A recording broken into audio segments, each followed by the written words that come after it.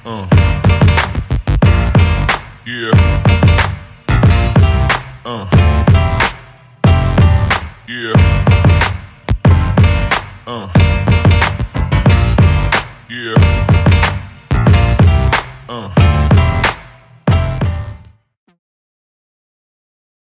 Oke teman-teman, ini aku langsung aja ya, dan nanti kalau ada pertanyaan di tengah tutor atau ya atau apapun lah di tengah-tengahnya bisa langsung on mic atau di chat aja gitu. Oke, sekarang kita belajar tentang teleskop sama peta bintang gitu. Nah, ini sebenarnya materinya nggak terlalu banyak, nggak seperti materi yang hari-hari sebelumnya. Mungkin sebelumnya Hafsah udah pernah ngasih tata koordinat atau ngasih materi fotometri, spektroskopi, dan ini sebenarnya cuman rumusnya dikit gitu, dan harusnya rumus teleskop itu dipelajarin di SMA kelas 3 gitu ya. Mungkin teman-teman belum kelas 3 jadi kita pelajarinya sekarang gitu. Oke, nah teleskop mungkin ini gambar teleskop ya sekilas yang di sebelah kanan gitu. Nah, itu teleskop yang simple, dan kalau pengen yang lebih gede lagi dan lebih keren di Lembang ada untuk teleskop yang gede gitu, yang langsung pointing si bintangnya gitu. Dan ini yang biasanya dipakai untuk OSN atau praktikum OSN Astro sama kebumian di OSN nanti gitu. Aku stop video ya bentar biar lebih kencang. Oke, nah terus yang kedua materinya peta bintang. Mungkin teman-teman yang sering didengerin dari peta bintang itu kayak zodiak atau enggak rasi bintang gitu. Nanti kita akan belajar di sini gitu. Nah, si zodiaknya bukan tentang sifat-sifat orang ya, tapi tanggal kapan datangnya sama penentuannya gimana gitu. Nah, nanti dari situ kita bisa pakein untuk soal-soal OSK gitu, sama OSP juga harusnya masuk untuk peta bintang gitu ya. Oke, nah teleskop. Nah, sebenarnya teleskop ini salah satu instrumentasi untuk melihat suatu benda gitu. Ya, mungkin kayak teman-teman udah sering lihat mikroskop atau enggak lihat loop atau yang lainnya gitu. Nah, teleskop itu salah satunya gitu ya. Nah, teleskop ini alat optik untuk melihat benda-benda yang sangat jauh agar tampak lebih jelas gitu. Nah, ini contohnya untuk yang lebih jauh kayak matahari, bulan, dan ya benda-benda di luar angkasa lainnya gitu. Nah, kalau untuk fungsinya sendiri, teleskop itu mengumpulkan lebih banyak cahaya daripada menggunakan mata kita sendiri gitu. Nah, mungkin teman-teman bisa lihat bulan di malam hari cuman bulat doang gitu. Tapi kalau kita pakai teleskop dengan perbesaran tertentu, kayak 10 kali, 100 kali gitu. Nanti dia bisa melihat sampai ke kawah-kawahnya juga kelihatan gitu ya. Nah, itu sebenarnya fungsi si teleskop tuh lebih banyak cahaya gitu. Nah, sehingga kalau kita nggak pakai teleskop, mata kita tuh nggak bisa melihat dengan jelas gitu. Ya, jadi pengumpulan cahayanya yang dibutuhin gitu. Nah, terus sebelum itu, otomatis kan ketika kita punya pakai alat optik, pasti ada yang namanya cacat gitu, atau enggak teman-teman pakai mikroskop atau pakai loop juga harusnya ada yang kekurangan sama kelebihan gitu, dan ada cacatnya juga gitu. Cacat tuh kayak nggak sesuai dengan apa yang kita harapkan gitu ya. Nah, kalau di teleskop kita itu sebutnya cacatnya itu aberasi namanya. Ya, ini ada aberasi. Nah, aberasi itu kayak kalau di bahasanya itu degradasi kinerja suatu sistem optik dari standar pendekatan paralaks optika geometris, karena sifat-sifat optik dari cahaya maupun dari sistem kanta. Kanta ini bahasa lainnya itu lensa ya. Ya, sistem lensa yang dilalui sinar sebelum mencapai mata pengamatnya gitu. Jadi ini kan agak ribet ya. Jadi kalau simpelnya kalau mau ngomong aberasi itu kayak kita tuh pengen apa yang kita lihat itu jelas tapi nggak jelas gitu. Kayak kita pengen lihat bulan gitu. Nah, kita pengen lihat bulan sampai ke kawahnya dengan perbesaran sekian gitu. Ternyata nggak sesuai dengan apa yang kita harapkan gitu. Atau enggak kita lihat matahari dan kita kan pengennya mataharinya warnanya tetap oranye gitu. Nah, ada kadang di teleskop tuh mataharinya bisa kayak berubah warna gitu, nggak beneran oranye gitu. Malah dia berubah jadi kuning atau apa gitu. Nah, itu namanya aberasi. Ya, aberasi itu kayak cacatnya gitu lah. Nah, ini aberasi ada 3 sebenarnya. Tapi yang umum kita pelajarin itu cuma yang 2 ini, soalnya aberasi monokromatik nih jarang dibahas di Olimpiade gitu. Sama jarang dibahas di kelas juga kalau kalau udah kelas 3 nanti gitu ya. Nah, terus kita ke aberasi sferis dulu ya. Nah, dari aberasi sferis, nah ini kita langsung tahu sphere ini dari bahasa Inggris ya, sphere atau salah tulis. Nah ini sphere, atau kalau di bahasa Indonesia ini namanya bentuk. Jadi bentuk yang kita lihat itu nggak sesuai dengan bentuk aslinya gitu ya. Aberasi optik yang dilihat dari sudut pandang dengan titik berat geometri sistem yang berakibat pada penurunan kualitas suatu citra gitu. Nah, jadi kayak ya dari namanya aja ya, dia punya cacat di bagian bentuk gitu. Nah, contohnya kalau kita lihat di bawah sini nih, ada beberapa nih, kayak di peta dunia nih, ada distorsi namanya. Mungkin teman-teman pernah dengar ya kalau peta Indonesia tuh lebih kecil, sebenarnya itu lebih gede gitu daripada yang asli gitu. Nah, peta Rusia atau peta apa lebih gede daripada seharusnya gitu-gitu. Nah, biasanya dia makainya distorsi gitu. Nah, distorsi ini biasanya kalau benda yang bulat atau kayak bumi kita kan bentuknya bola gitu, terus diubah jadi datar gitu. Nah, dengan itu nanti akan ada distorsi namanya. Sama dengan si lensa juga bisa bikin distorsi. Nah, dari yang tadi ini kan aberrasi sferis ya. Yang namanya aberrasi sferis jadi sphere, maka otomatis bentuk ada yang berubah gitu. Nah, sehingga kalau kita punya objek di langit, bisa jadi bentuknya mengecil atau bisa jadi membesar dari yang kita harapkan gitu. Nah, itu namanya aberrasi sferis yang versi distorsi ya. Nah, itu perubahannya. Nah, terus kalau yang di sebelahnya, kita ada yang namanya koma. Ini adalah aberrasi yang terjadi saat bayangan suatu objek terproyeksi keluar dari sumbu utama gitu. Jadi kita tuh pengennya kayak melihat bulan ya, kita punya bulan di sini. Nah, bentuk bulan seandainya gini gitu. Nah, tapi ketika kita pakai si teleskop, bentuk bulannya itu kayak ada bayangan di belakangnya gitu. Nih kayak gini nih, ada image-nya ini. Dia tuh kayak ada bayangan-bayangan di belakangnya karena fokusnya nggak nyampe ke situ gitu. Kan harusnya kalau kita lihat si garis-garis ini kan fokusnya nih di titik sini gitu. Maka otomatis fokusnya itu ke sini semua gitu, bukan ke tempat lain. Kan ini ada yang ke atas gitu. Ada yang ke atas sehingga gambarnya jadi berbayang-bayang gitu. Nah, itu yang disebut dengan koma. Nah, itu dua aberrasi sferis yang kita tahu gitu ya. Nah, oke, satu lagi yang terakhir, aberrasi sferis ini namanya astigmatisme dan ini kurang dipelajarin juga di olimpiade gitu. Tapi minimal tahu aja gitu. Kelainan pembentukan bayangan dari suatu benda titik yang jauh dari sumbu utama. Jadi beda dari sumbu utama yang dia punya lah gitu. Oke, nah itu untuk aberrasi sferis. Simpelnya hafal itunya aja ya. Sferis itu berarti bentuk gitu ya. Otomatis ketika dia punya aberrasi sferis, ada yang salah dari bentuknya gitu. Nah, terus ada aberrasi kromatik. Ini dari kata krom ya. Krom itu apa? Krom itu warna. Seperti yang aku sebut tadi, aberrasi kromatik dia itu biasanya berubah di warnanya gitu. Nah, kita kan seandainya kita punya cahaya nih, cahaya. Nah, kita tahu cahaya itu adalah apa ya, warna normalnya itu masih putih ya. Tapi ketika cahayanya berubah jadi warna pelangi kan biasanya ada merah, kuning, jingga, hijau, biru, nila sama ungu gitu. Nah, akan terdispersi menjadi warna-warna yang ini gitu. Nah, normalnya kan warna putih ya yang kita lihat dari langit gitu perginya. Nah, di aberrasi kromatik nanti apa ya? Dia itu nggak lewat sebagai sinar putih, tapi dia itu lewatnya seperti warna pelangi yang banyak ini gitu. Sehingga warna bintang atau objek yang kita lihat tuh beda warna dari apa yang aslinya gitu. Ya, oke. Setiap warna akan mempunyai titik fokus yang berbeda-beda, di mana warna merah mempunyai fokus paling jauh dan warna ungu mempunyai fokus paling dekat gitu. Nah, simpelnya kan kalau kita punya kaca yang di atas tadi atau lensa ini, nih kita coba lihat sini ya.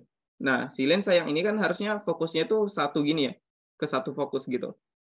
Nah, sementara kalau untuk si aberrasi koma tadi dia tuh fokusnya beda gitu. Nah, ini ada di bawah, ada di atas gitu. Kalau untuk aberrasi kromatik, nah kalau yang kromatik bukan atas atau bawahnya, tapi dekat atau jauhnya gitu. Nah, coba kita lihat gambar yang ini nih. Nah, gitu. Nah, mereka tetap di satu fokus di garis ini. Cuman ada yang fokusnya lebih jauh, ada yang lebih dekat. Jadi nggak warna putih beneran gitu. Nah, ini kan warna putih nih, karena dia masih nyatu semua yang sebelah sini. Ini kan masih warna putih, ini juga masih warna putih gitu. Tapi ketika kena si lensa, ini kan lensa ya. Nah, ketika kena si lensanya, ada yang lebih dekat, ada yang lebih jauh warnanya. Sehingga ya ini kan kita udah lihat ini warna biru, ini warna hijau, ini warna merah gitu. Dan di antara sini juga masih ada warna-warna pelangi yang lain gitu ya, ada yang warna kuning dan lain-lain gitu. Nah, oke, tadi kan dia sebut nih, ini kok nggak ada warna ungu ya gitu. Coba lihat di sini. Ya. Nah, di mana-mana warna merah mempunyai fokus paling jauh dan warna ungu mempunyai fokus paling dekat gitu ya. Nah, si ungunya nggak ada gitu. Kan cuma ada 3 nih. Jadi urutannya itu sebenarnya dari merah, jingga, kuning, hijau, hijau, biru, nila sama ungu gitu. Nah, si ungu itu sebenarnya lebih dekat lagi di sini, cuman si gambarnya nggak membuat semuanya gitu, nggak memuat semua spektrum yang ada gitu. Nah, itu aberrasi kromatik. Nah, kebalikannya, kalau aberrasi akromatik nggak ada ya tadi di sini. Ini kan kromatik ya. Terus ada satu lagi aberrasi akromatik namanya. Ini sebenarnya kayak kebalikan doang sih. Jadi dia benar-benar, kan kalau si kromatik tuh dia fokusnya ke satu warna gitu. Nanti kayak warna matahari kita yang awalnya jingga tiba-tiba berubah jadi kayak lebih kuning gitu, atau enggak lebih merah gitu. Tapi kalau akromatik dia tuh lebih semuanya dia gambarin gitu. Jadi membentuk si warna pelangi yang tadi gitu ya. Oke, nah untuk dari aberrasi itu sih yang dua itu yang cacat dari si teleskop gitu. Nah, kalau seandainya kita punya teleskop dan dua-dua itu tuh pasti ada di teleskop gitu. Maksudnya bebas sih mau teleskop yang ini kan ada jenis-jenisnya nih, ada yang refraktor, ada yang reflektor. Jadi refraktor sama reflektornya ada kelebihan sama kekurangannya gitu. Nah, mungkin si refraktor ada kelebihan, ada kekurangan, si reflektor juga. Dan aberrasi itu bisa jadi kayak ini cuma ada aberrasi sferis doang untuk si refraktor gitu. Sementara untuk si reflektor aberrasinya kromatik gitu. Ya bisa jadi gitu. Nah, makanya ada dua jenis teleskop karena apa? Ada kelebihan sama kekurangan yang bisa kita pakai gitu. Dari aberrasi-aberrasi yang tadi gitu. Dimana nanti kalau kita pakai teleskop, harapan kita, ya kalau kita pakai ini harapan kita punya aberrasi paling sedikit gitu. Ya, ini nanti yang akan kita harapkan ketika kita menggunakan si teleskop itu gitu. Nah, kalau aberrasi paling sedikit, maka akan ya biasanya biayanya mahal gitu. Ya, kalau mau mencari yang beneran perfect bisa melihat benda jauh tanpa ada aberrasi itu harus pakai teleskop yang biayanya lebih mahal gitu. Cuman untuk normalnya, ya ini kita punya dua ini gitu. Sebenarnya ada satu lagi di bawah, di sini. Ada satu jenis teleskop lagi namanya teleskop katadioptrik gitu. Nah, katadioptrik ini yang paling mahal dari yang lain, nanti kita bahas di bawah lagi gitu ya, kalau pengen bahas. Oke, nah ini untuk jenis-jenis teleskopnya. Yang pertama refraktor atau bias, yang kedua reflektor atau pantul gitu. Nah ini arti bias sama pantulnya paham lah ya, dia ada yang dibiaskan, ada yang dipantulkan gitu. Nah oke, aku geser ke bawah lagi. Oke, kita ke teleskop refraktor atau bias gitu ya. Nah biasanya yang membiaskan itu kita pakai lensa atau kanta namanya. Sorry. Oke, ini kita pakai lensa atau kanta gitu. Oke, teleskop refraktor adalah jenis teleskop yang menggunakan lensa sebagai pengumpul cahaya gitu. Oke, jadi kalau kita punya teleskop, di teleskopnya pakai lensa, bukan pakai cermin, itu udah bisa dipastikan ya refraktor gitu. Kalau dia pakai cermin, ya, kalau dia pakai cermin, kita itu berarti namanya reflektor, reflektor gitu. Nah ini salah satu membedakan refraktor sama reflektor gitu ya. Oke, dalam sebuah sistem teleskop refraktor atau teleskop bias, ada dua lensa yang namanya lensa objektif sama lensa okuler gitu. Nah, kalau di rumus-rumus untuk teleskop dia biasanya nulisnya itu lensa objektif itu f objektif itu untuk lensa objektif ya. Terus kalau untuk f okuler itu dia pakai FOK gitu. Ini untuk lensa okuler gitu. Nanti jangan bingung di sini ya gitu ntar. Oke. Nah, dia punya dua lensa. Nah, si lensa okuler juga sering disebut sebagai eyepiece ya. Nah, nanti jangan salah kalau ada yang sebut eyepiece gitu. Jadi itu maksudnya lensa okuler gitu. Oke, lensa objektif yang ini nih berfungsi sebagai pengumpul cahaya. Jadi kalau nggak ada lensa objektif, cahayanya itu nggak masuk sebanyak yang beneran gitu. Kayak kalau kita dengan mata sendiri sama dengan teleskop kan beda ya, beda penerangan gitu. Nah, kalau lensa objektifnya gede, ya kalau lensa objektifnya gede, nih, kalau dia gede berarti cahaya yang dikumpulkan makin banyak gitu. Nah, itu logisnya. Makanya kalau kita pengen bikin melihat bintang dengan teleskop refraktor, maka yang dicari itu lensa objektifnya yang gede gitu, biar cahaya yang masuk lebih banyak sehingga si citranya itu lebih jelas gitu.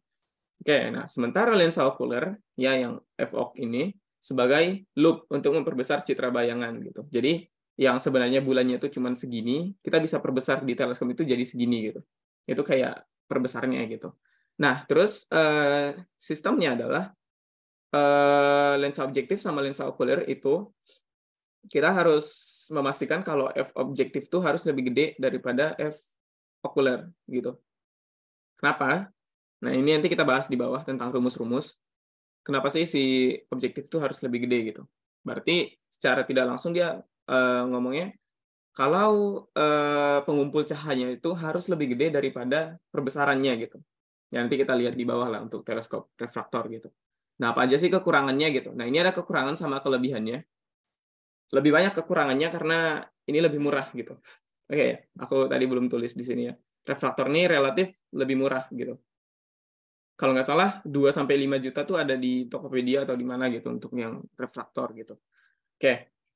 Nah, terus ini ada beberapa kelebihan dari si teleskop refraktor ini. Aberasi komanya bisa kecil. Ya, tadi kita bisa lihat ya aberasi koma tuh yang punya bayangan gini. Kita asalnya punya citra bulan gini, ternyata ada bayangan-bayangan di belakangnya lagi gitu karena beda fokus gitu. Nah, ini bisa dikecilin. Jadi kita punya medan pandang yang luas gitu. Oh ya, medan pandang nih gimana ya cara jelasinnya gitu. Oke, ntar kita coba search deh. Nah, medan pandang tuh kayak seandainya kan kita punya teleskop nih gini. Ya. Oke, nah ini berarti lingkaran yang di sini. Nah, ini yang disebut sebagai medan pandang gitu. Sehingga kalau ada bintang, nah ini kan seandainya ada bintang yang lewat nih, ntar kita coba. Ini deh. Nah, ini kan ada orbit bintang gitu. Nah, terus dia lewat nih, berarti otomatis yang bisa kita lihat, ya seandainya bintangnya di sini nih, di sini. Yap, situ. Makanya bintang tersebut kita bisa lihat kalau dia itu masih berada dalam medan pandang, berarti di sini kan. Kalau kita teruskan kan ke sini nih. Nah, makanya di sini ini bintangnya bisa kelihatan gitu. Sementara kalau bintangnya masih di sini berarti belum kelihatan gitu. Kalau nanti dia bergerak ke atas, bergerak terus, seandainya bintangnya udah pindah ke sini, itu berarti kita bisa lihat gitu. Nah, itu yang disebut medan pandang kayak luas si lingkaran yang sini tapi diterusin ke langitnya lagi gitu. Ya. Nah, ini biasanya di soal-soal tuh makanya pakai paralaks gitu. Kemarin Hafsah kayaknya udah ngajarin paralaks ya yang kayak gini. Yang dia pakai theta atau enggak pakai jarak yang ini gitu. Nanti kita akan bahas di bawah deh gitu. Tapi itu secara singkat medan pandang tuh maksudnya kayak penglihatan kita gitu pakai si teleskopnya gitu ya. Oke. Nah, kalau medan pandangnya luas, ya kan ini sebelah nih medan pandang yang luas gitu. Kalau dia luas berarti otomatis kan gini deh, kalau medan pandangnya segini, kalau kita bandingin sama yang segini gitu, maka otomatis medan pandang yang segini tuh jauh lebih gede gitu ya. Nah, kalau kita terusin kan gini ya. Nanti bintangnya akan berada di medan pandang lebih lama daripada yang lebih kecil gitu. Jadi lebih lama bisa diamatin gitu. Nah, ini bagus untuk pengamatan astrometri, ini bisa dicari sendiri. Karena ini materinya bukan materi teleskop lagi, karena ini materi apa sih namanya? Eksoplanet gitu. Tapi yang jelas astrometri itu kayak melihat planet-planet di tata surya lain gitu.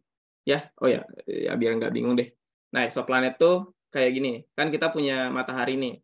Terus kita bumi, Merkurius, Venus, terus ada bumi dan lain-lain. Nah, ternyata di tata surya lain, kayak di galaksi lain juga ada tata surya nih. Nah, ternyata nama bintangnya apa ya, mungkin Proxima Centauri gitu. Terus ada planet 1, planet 2, planet 3 gitu. Nanti kita bisa lihat itu pakai pengamatan eksoplanet. Salah satunya itu astrometri gitu.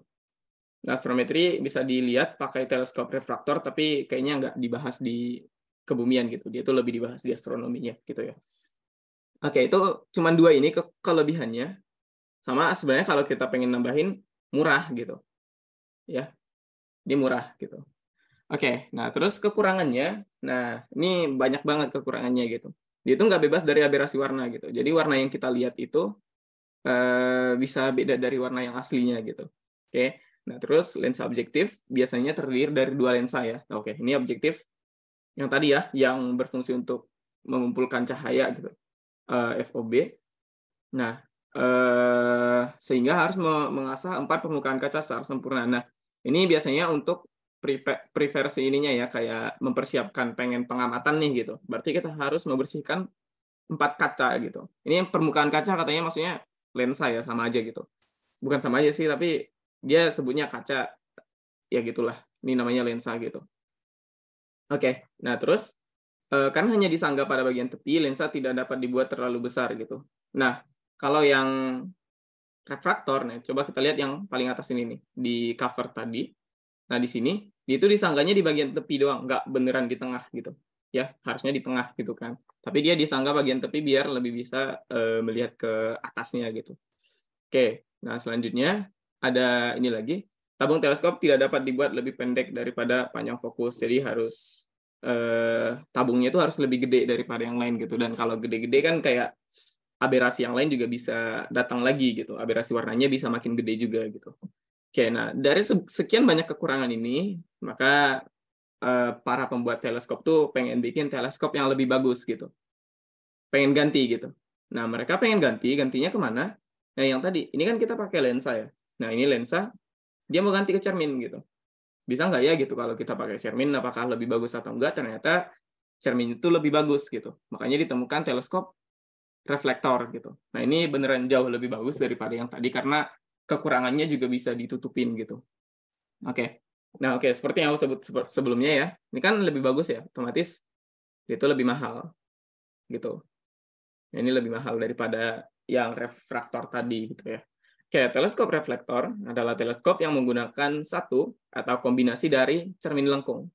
Bukan datar ya, ini lengkung ya, bebas lah mau lengkung cembung atau cekung juga bisa kayaknya. Nah, yang merefleksikan cahaya dan bayangan gambar gitu. Ya intinya dia pakai cermin gitu, bukan pakai lensa lagi gitu. Nah, hampir sejumlah teleskop-teleskop astronomi yang digunakan oleh astronom seperti NASA, ini teman-teman harusnya tahu NASA ya. NASA itu apa sih? National Aeronautic Space Administration ya, apa sih namanya? Stasiun luar angkasa dari Amerika Serikat gitu. Nanti di negara-negara lain juga pasti beda gitu. Kalau yang Eropa tuh ada namanya ESA atau Jepang juga ada gitu. Indonesia kalau nggak salah namanya itu 8 apa ya? Kalau Indonesia itu namanya 8 atau lupa. Pokoknya 8 gitu. Oke, nah dia biasanya pakai teleskop reflektor gitu. Berarti kebanyakan yang dipakai itu reflektor gitu. Nah, teleskop reflektor akan sangat tepat jika kita gunakan untuk pengamatan objek deep sky atau deep sky itu kayak apa ya, luar angkasa jauh gitu ya, seperti nebula, galaksi, open cluster, dan komet. Karena untuk light gathering teleskop reflektor jauh lebih baik daripada teleskop refraktor. Ini light gathering ini pengumpul cahaya ya. Ini bahasa Inggris doang nih. Berarti ini pengumpul cahaya gitu. Cahaya. Oke. Nah, teleskop ini sehingga objek-objek yang mempunyai intensitas cahaya kecil dapat terlihat dengan teleskop reflektor gitu. Nah, mungkin ini ya benda-benda langit yang lebih redup atau yang nggak bisa dilihat pakai refraktor yang tadi bisa dilihat pakai reflektor gitu. Dan ini lebih enak makanya dan NASA juga pakai ini gitu juga gitu. Nah, tapi kan setiap teleskop tuh pasti ada kekurangan, ada kelebihan gitu. Nah, apa sih yang mereka dapetin gitu? Nah, ini. Jadi si teleskop reflektor, dia itu kekurangannya itu cuma satu gitu. Dia itu kekurangannya cuma aberasi komanya besar gitu. Ya, aberasi koma yang tadi yang punya bayangan-bayangan dikit itu besar gitu. Nah, kalau di aberasi komanya besar, maka medan pandangnya jadi sempit, biar aberasinya nggak gede gitu. Jadi kalau medan pandangnya normalnya segini kan, terus aberasinya besar, dia bisa disempitin medan pandangnya jadi segini gitu. Biar aberasinya dikit gitu. Dan ini bisa di-handle sendiri untuk aberasi yang ini gitu. Tapi dia punya kelebihan yang nggak dimiliki oleh si teleskop refraktor yang pakai lensa tadi gitu. Oke, ini ada beberapa kelebihan dari dia. Yang pertama itu bebas dari aberasi warna dan aberasi bola. Aberasi bola tuh yang tadi distorsi-distorsi itu ya. Ini distorsi-distorsi yang tadi yang pengurutan atau semakin gede semakin kecil yang sebenarnya nggak segitu ukurannya gitu. Nah, terus aberasi warna yang tadi warnanya itu tetap gitu. Nah, ini tepat untuk pengamatan spektroskopi. Kemarin Hafsa kayaknya udah ngajarin deh spektroskopi. Ya, kalau kayaknya udah kan ya?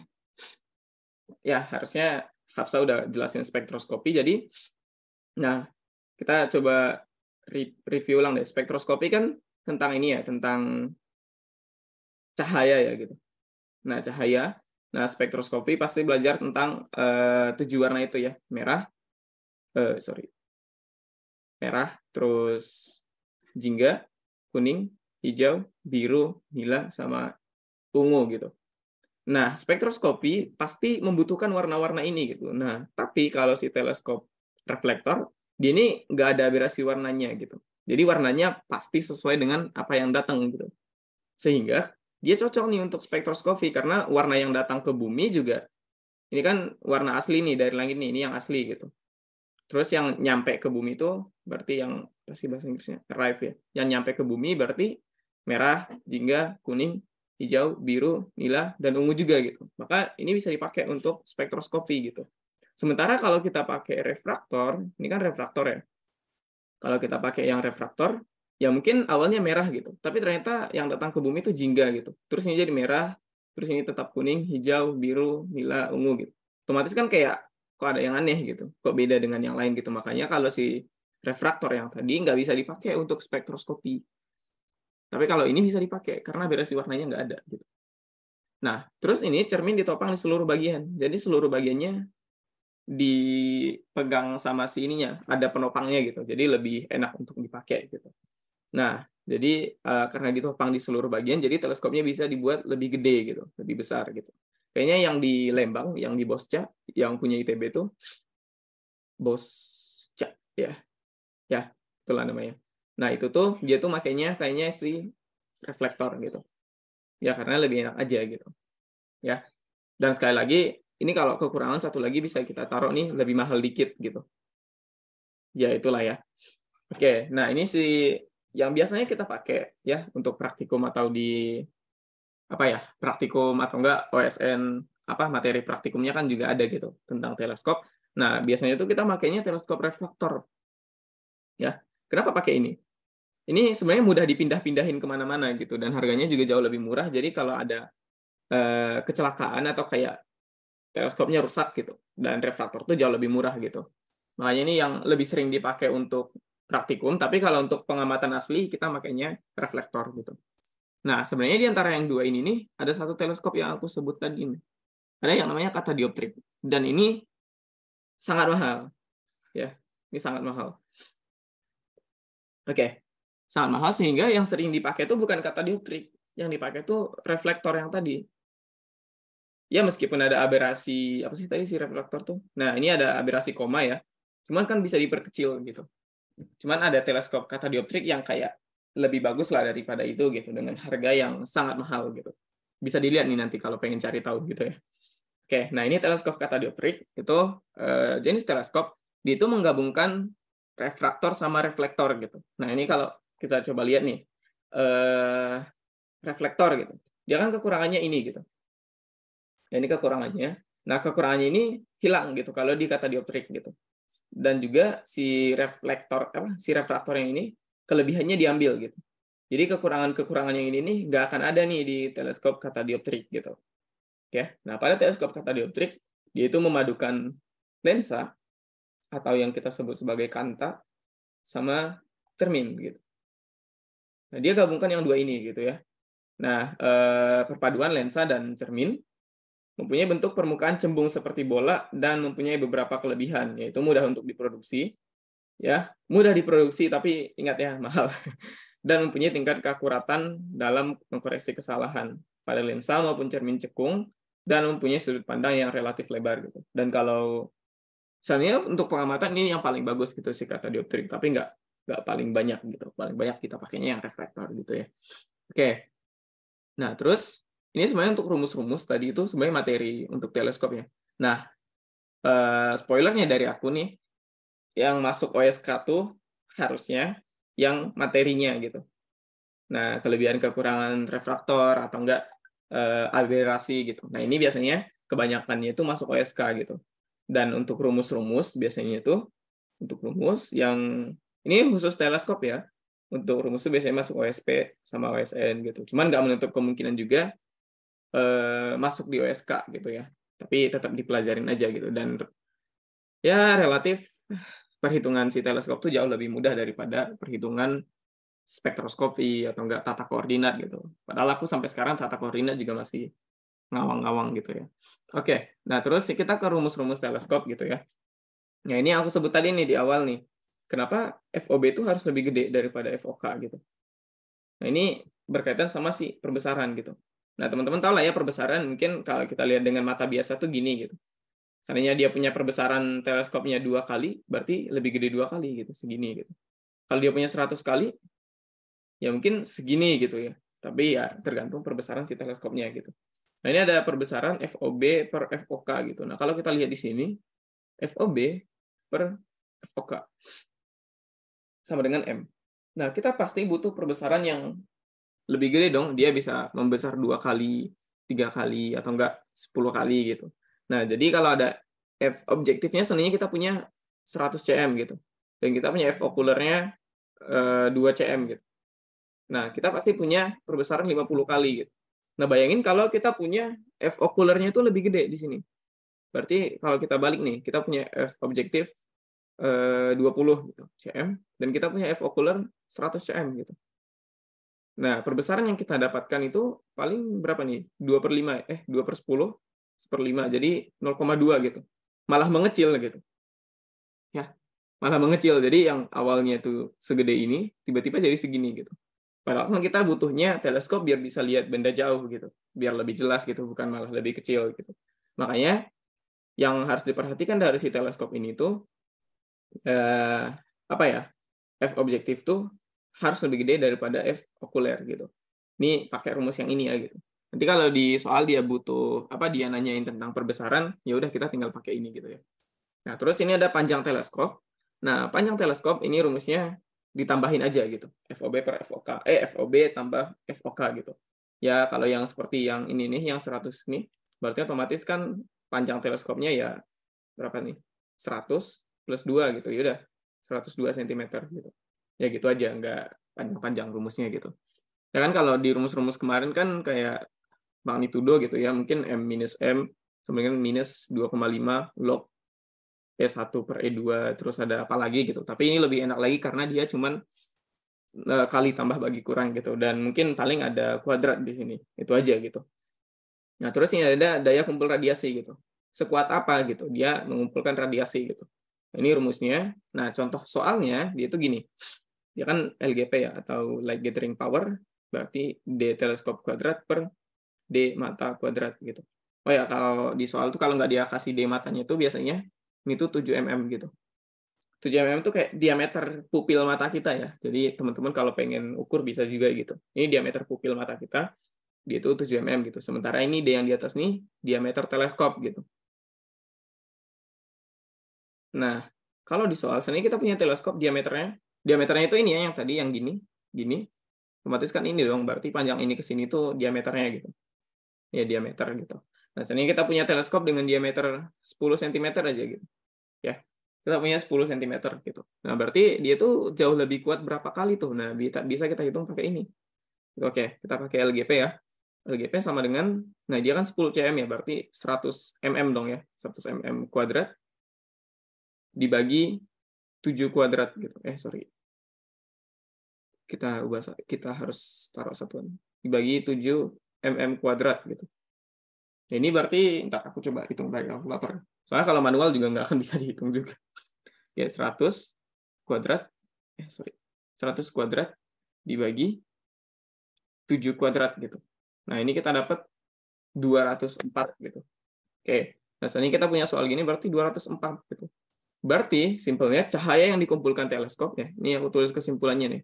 Berarti cahaya yang dikumpulkan teleskop berarti itu 204 kali lebih banyak daripada mata kita gitu. Dari mata gitu. Nah, coba deh bayangin berarti cahaya yang masuk ke teleskop itu 204 kali gitu, kayak kita ngelihat sebanyak 204 kali mata gitu, berarti ya sebanyak itu gitu ya. Makanya dengan teleskop diameter 10 cm aja gitu, kita bisa lebih terang 204 kali gitu. Ya, apalagi kalau diameternya itu yang nyampe 10 meter gitu. Bayangin kalau diameternya 10 meter, berarti 1000 pangkat 2 per 7 pangkat 2 gitu. Nah, ini kalau kita hitung nih 1000 pangkat 2 per 7 pangkat 2 udah 20.000 kali gitu ya, sama dengan 20.000 kali lebih cepat gitu. 10 meter doang. Makanya teleskop yang biasa kita pakai itu ya paling diameternya cuma 10 cm, 15 cm ya, karena udah gede gitu, udah secukup itu untuk praktikum atau apa gitu ya. Oke, itu untuk rumus yang ketiga. Oh ya, udah 3 rumus ya. Ini banyak tapi nggak hafalan banget lah untuk rumus-rumus yang ini gitu. Oke, nah kita ke rumus yang ketiga. Ini daya pisah, resolving power gitu. Oke, ini kemampuan teleskop memisahkan dua benda yang berdekatan dalam dua citra terpisah gitu. Oh ya, sekarang aku mau tanya teman-teman, ada yang tahu satelit Mars apa aja? Bisa di chat atau ngomong deh. Tahu satelit Mars nggak? Takutnya nanti aku sebut pada nggak tahu. Oke, ada yang tahu?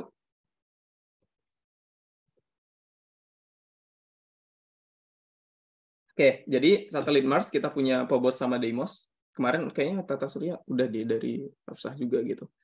Oke, nah kita punya Phobos sama Deimos gitu. Nah, yang dua ini nih satelit si Mars gitu. Oke, nah simpelnya, seandainya kita ini dari bumi ya, ini kita anggap sebagai bumi gitu. Dan ini kita punya di sini ada Phobos, ada Deimos gitu. Deimos.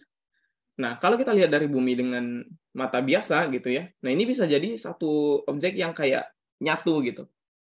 Kalau pakai mata biasa ya, bisa jadi kayak kalau kita pakai mata kita biasa tuh gini, dan kita lihat ke sana tuh kayak nyatu gitu. Dan ini sebenarnya nggak nyatu, cuman karena dia terlalu jauh jadi kelihatan nyatu aja gitu.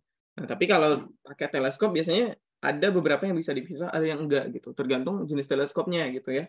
Nah, ini kita pakai rumus ini. Berapa sih sudut yang bisa dia pisahin gitu. Ini kan ada Phobos sama Deimos nih. Berarti kan seandainya kita melihat dari sini kan gini ya. Ke sini sama ke sini gitu. Ya. Maka otomatis akan ada sudut di sini. Berapa sih sudut yang bisa dia pisahin gitu. Nah, sudutnya kita tetap pakai paralaks yang kemarin gitu. Nah, berarti theta rad ini dalam bentuk radian 1,22 lambda per D. Nah, lambdanya ini panjang gelombang. Biasanya nanti di soal dia kasih tahu atau dia apain gitu. Dan kalau dia nggak ngasih tahu panjang gelombangnya berapa, kita biasanya pakai 5.500 angstrom gitu ya. Biasanya kalau dia nggak ngasih, tapi normalnya dikasih sih. Ya oke. Nah terus ini D diameter bukan lensa gitu ya. Nah dan yang harus diperhatikan ini kan lambda per D ya. Lambda per D-nya itu harus sama satuannya. Ini kan lambda. Satuannya angstrom, maka si D-nya yang satuannya mungkin D awalnya 10 cm ya gitu. Maka cm-nya ini kita harus ubah ke angstrom gitu. Ya ubahnya bisa berapa sih cm tuh? Jadi 1 cm tuh sekitar 10 pangkat minus 8 10 pangkat 8 angstrom gitu. Ya ini bisa diubah sendiri lah gitu ya. Nah, terus ada medan pandang atau field of view, dan ini medan pandang yang tadi yang aku jelasin tadi berdasarkan penglihatan kita yang ini nih. Dan kita ngelihat dia gini kan. Nah, ini medan pandang itu yang luas ini gitu. Nah, medan pandang tuh rumusnya FOV semu per M. M itu perbesaran, FOV semu ini biasanya dikasih di soal. Dikasih gitu. Nah, kalau nggak dikasih, kita bisa masukin angka 40 sorry. Kita bisa masukin angka 45 derajat sampai 55 derajat gitu. Nah, tapi nggak mungkin sih nggak dikasih gitu ya. Nah, terus per M. Nah, M ini kan apa ya, perbesaran ya gitu. Nah, karena dia perbesaran, kita bisa turunin lagi si rumus yang itu tuh kan FOV semu ya. FOV sama dengan FOV semu per M gitu. Karena M itu adalah F objektif per F okuler. Nah, berarti kita bisa masukin ke sini gitu. Jadi FOV itu sama dengan FOV semu dikali F okuler per F objektif gitu. Nah, ini bisa dipakai untuk nanti gitu ya. Ya bebas lah mau pakai yang itu ataupun mau pakai yang ini gitu. Nah, terus ada skala bayangan gitu. Nah, bayangan yang bisa kita lihat dengan apa ya? Yang bisa kita lihat di teleskopnya gitu. Nah, pasti kan di dekat-dekat teleskop tuh pasti ada bayangan yang bisa kita lihat gitu dengan mata sendiri. Nah, ini rumusnya pakai ini per FOB ya, bukan F okuler gitu. Oke, nah itu untuk si rumus-rumusnya. Nah, selanjutnya ada rumus lainnya. Oh ya, ini ada rumus yang terakhir nih. Nah, rumus yang terakhir ini ada exit pupil, magnitudo limit, sama focal ratio gitu. Nah, terus exit pupil ini apa? Diameter berkas yang keluar dari eyepiece gitu. Nah, kan teman-teman melihat si ini nih, melihat si bintang gitu. Nah, ketika melihat si bintang, pasti ada yang bisa kita lihat dari sini dong, kan kayak kan teleskop nih gini.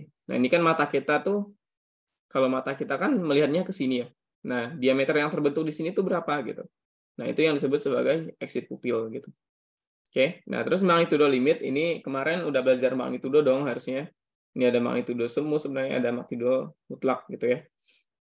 Nah, magnitudo limit ini maksudnya adalah batas objek teredup yang dapat diamati teleskop gitu. Seberapa redup sih yang bisa dia lihat gitu. Ya. Nah, ini yang limitnya 6. Nah, 6 ini berasal dari mana? Dari mata kita. Mata manusia tuh cuma bisa melihat magnitudo yang lebih kecil dari 6 gitu. Makanya ini ada angka 6 gitu. Nah, plus 5 log D/10 gitu. Ya. Nah, coba bayangin kalau apa ya? Kalau D-nya itu 10 gitu. Ini D yang ini nih, udah 10 gitu. Maka magnitudo limitnya itu udah 11 gitu ya. Udah jauh lebih gede daripada apa yang manusia bisa lihat gitu ya. Nah, terus ada FOB per D ini namanya focal ratio, dan ya untuk pengetahuan aja sih focal ratio-nya segini gitu. Dan biasanya ini nggak ditanya karena harusnya dia kasih di dalam soalnya gitu. Oke, nah ini ada yang mau ditanyain? Aku tunggu 1 menit deh. Kalau ada yang mau ditanyain silahkan. Sebelum kita lanjut ke zodiak sama rasi bintang.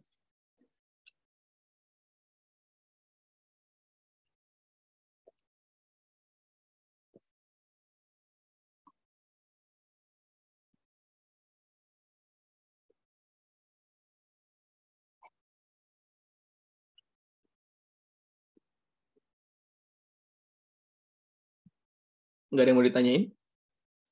Kalau nggak ada, ya kita lanjut aja gitu ya. Oke, nah kita udah selesai tentang teleskop.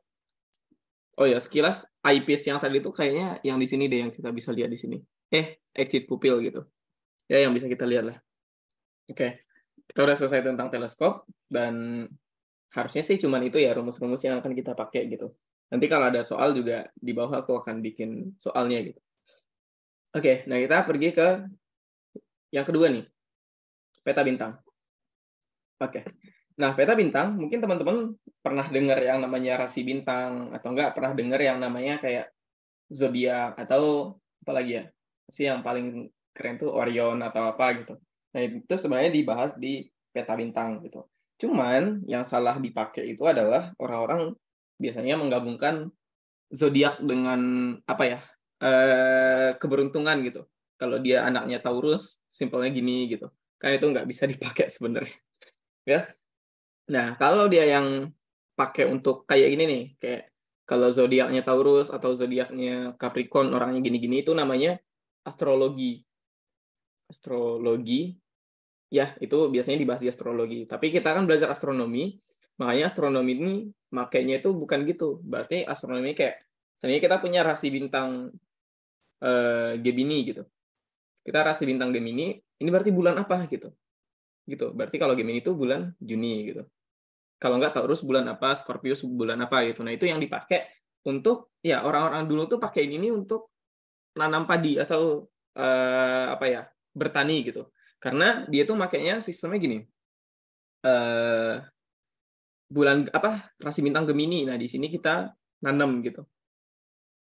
Nah, setelah itu mungkin di rasi Capricorn atau di rasi Cancer yang lain kita panen gitu. Nah, biasanya dia makainya sistemnya gitu biar lebih enak aja gitu. Karena dulu kan nggak ada tanggal tuh, nggak ada 2023, nggak ada 2000 gitu. Biasanya tuh mereka pakai yang rasi bintang gitu. Bukan astrologi, astrologi mah fake, nggak ada yang percaya juga kayaknya. Oke, nah ini peta bintang atau disebut juga peta langit adalah ya peta dari langit malam gitu. Astronom membaginya menjadi kisi-kisi supaya lebih mudah gitu. Nah, kisi-kisi ini jadinya ya rasi bintang gitu ya. Peta bintang digunakan untuk mengidentifikasi dan menentukan konstelasi dan objek astronomi seperti bintang, nebula, sama galaksi gitu. Nah, ini peta bintang kalau teman-teman lihat, oh ya alam semesta kita kan nggak tahu ya batasnya di mana.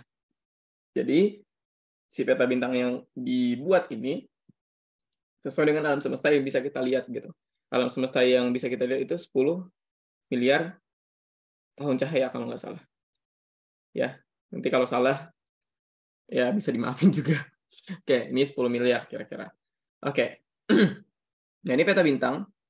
Oke, teman-teman langsung paham lah. Mungkin yang suka dengan bintang dan rasi-rasinya bisa kelihatan ya, ini ada di sini ada Gemini, terus ada Virgo, ada apa lagi nih? ada Pegasus di sini, terus ada Ursa Minor, terus Ursa Mayor gitu. Nah, ini sebenarnya peta bintang yang resmi gitu. Ada yang nggak resmi gitu. Nah, yang nggak resmi itu ya khususnya dipakai di tiap-tiap daerah gitu ya. Nah, mungkin kayak rasi Sagittarius nih mana nih. Nah, ini kan teman-teman lihat ini ya, rasi Sagittarius nih. Kalau di Jawa malah orang ngomongnya ini rasi kelapa miring gitu. Kelapa miring atau apa ya bahasa Jawanya lupa gitu. Ya karena tergantung lokasinya gitu. Ini kan pakai nama Scorpius dari Yunani gitu. Tapi kalau orang-orang tergantung ya lokasinya di mana gitu. Nanti biasanya pakai nama sendiri gitu. Nah, kalau kayak rasi Crux, kalau nggak salah di sini ada Crux ya. Nah, rasi Crux itu kan bentuknya gini ya. Kayak gini. Nah, kalau orang Jawa mah sebutnya ini rasi layang-layang gitu. Tapi kalau orang-orang Yunani sebutnya Crux atau rasi salib gitu. Nah, ya udah tergantung daerah gitu. Tapi nama-nama yang di sini ini udah pasti benar gitu. Nah, ini yang udah diresmiin sama astronominya gitu. Oke, nah ini dari yang ini kan ada bintang-bintang nih. Mereka bikin Crux, terus Libra, Ophiuchus dan lain-lain. Itu kita sebut sebagai rasi bintang gitu. Rasi bintang atau konstelasi adalah sekelompok bintang yang kelihatannya tuh kayak berhubungan gitu, membentuk suatu konfigurasi khusus gitu ya. Nah, ini kayak simpelnya ada bintang, bintang, bintang, bintang. Ya, kita bisa bikin gini konfigurasinya. Nah, gitu. Nanti dia bisa mengikuti bentuk sesuatu gitu lah ya. Nah, terus kalau mungkin bintangnya gini, gini, gini, ya bebas-bebas aja gitu. Sebenarnya kan kalau kita pengen bikin rasi, ya udah gini-gini aja gitu. Tapi ada juga yang bisa aja bikin rasinya gini. Ya, tapi tergantung orangnya gitu ya. Tapi yang rasi bintang yang ini udah fix. Fix ada gitu. Oke, dalam ruang 3 dimensi, kebanyakan bintang yang kita amati tidak memiliki hubungan satu dengan yang lainnya gitu. Ya, yang nggak berhubungan gitu. Seandainya kita ada bintang, ini ya, seandainya kita di bumi ini gini. Nah, gini. Terus ini ada permukaan bumi dan ini langit gitu. Ini anggap langit ya. Nah, ternyata ada bintang di sini, ada bintang di sini, dan ada bintang di sini gitu. Tapi kan kalau kita pengen apa kita lihatnya ke langit, pasti dia cuma ada di sini, sama ada di sini gitu. Ya udah kita bisa bikin rasinya gini gitu. Padahal ya ada yang jauh, ada yang dekat gitu ya. Dan dia otomatis kita nggak bisa pakai hubungannya jadi apa gitu. Dia cuma hubungan garis doang gitu. Nah, tapi dapat lihat seperti berkelompok pada bola langit malam gitu. Nah, mungkin teman-teman pernah dengar ini deh, gugus gitu. Gugus bintang. Gitu. Apa bedanya? Bintang. Nah, gugus sama rasi itu ada bedanya. Simpelnya tuh kalau gugus dia tuh bintangnya itu berarti ada di sini, di sini, di sini kayak bikin kelompok gitu loh. Nah, ini gugus bintang gitu. Sementara kalau untuk rasi bintang tuh kayak ada yang di sini. Ini anggap permukaan bumi ya. Ini ada bumi gitu. Nah, kalau rasi bintang bisa jadi dia di sini, di sini, di sini, di sini, di sini, tapi bikin pola tertentu kayak gini nih. Nah, gitu. Dia bikin pola tertentu. Nah, itu yang disebut rasi bintang. Dan rasi bintang biasanya bintangnya nggak berhubungan sama sekali gitu. Nggak berhubungan sama sekali. Sama sekali. Oke, terus kalau untuk si gugus bintang, nah gugus bintang tuh yaitu semua bintangnya biasanya itu terbentuk pada waktu yang sama gitu. Sama-sama jadi bintang gitu. Terbentuk jadi pada waktu yang sama gitu. Nah, ini kan di apa? Di materi alam semesta sama teori pembentukan alam semesta kan ada pembentukan bintang gitu. Nah, ini sama-sama terbentuk tapi ini ya nggak ada hubungan sama sekali gitu. Tapi kita lebih sering pakai rasi bintang sih untuk menentukan posisi gitu ya. Oke, nah itu. Terus, nih, Himpunan Astronomi Internasional telah membagi langit menjadi 88 rasi dengan batas-batas yang jelas. Jadi, nggak ada rasi yang bingung kita batasnya di mana gitu ya. Oke, pada belahan bumi utara atau hemisfer utara, kebanyakan rasi bintangnya didasarkan pada tradisi Yunani yang diwariskan melalui abad pertengahan dan mengandung simbol-simbol zodiak gitu ya. Ya, zodiak ini. Jadi kita sebenarnya lebih banyak pakai yang zodiak gitu ya. Oke, kita ke sini. Ini ada contoh rasi bintang nih. Ya, yang di kiri atas nih namanya Scorpio. Scorpio tuh kalau nggak salah laba-laba apa ya? Scorpio. Ya, Scorpio. Itu kan kayak bentuknya kalajengking gitu nih.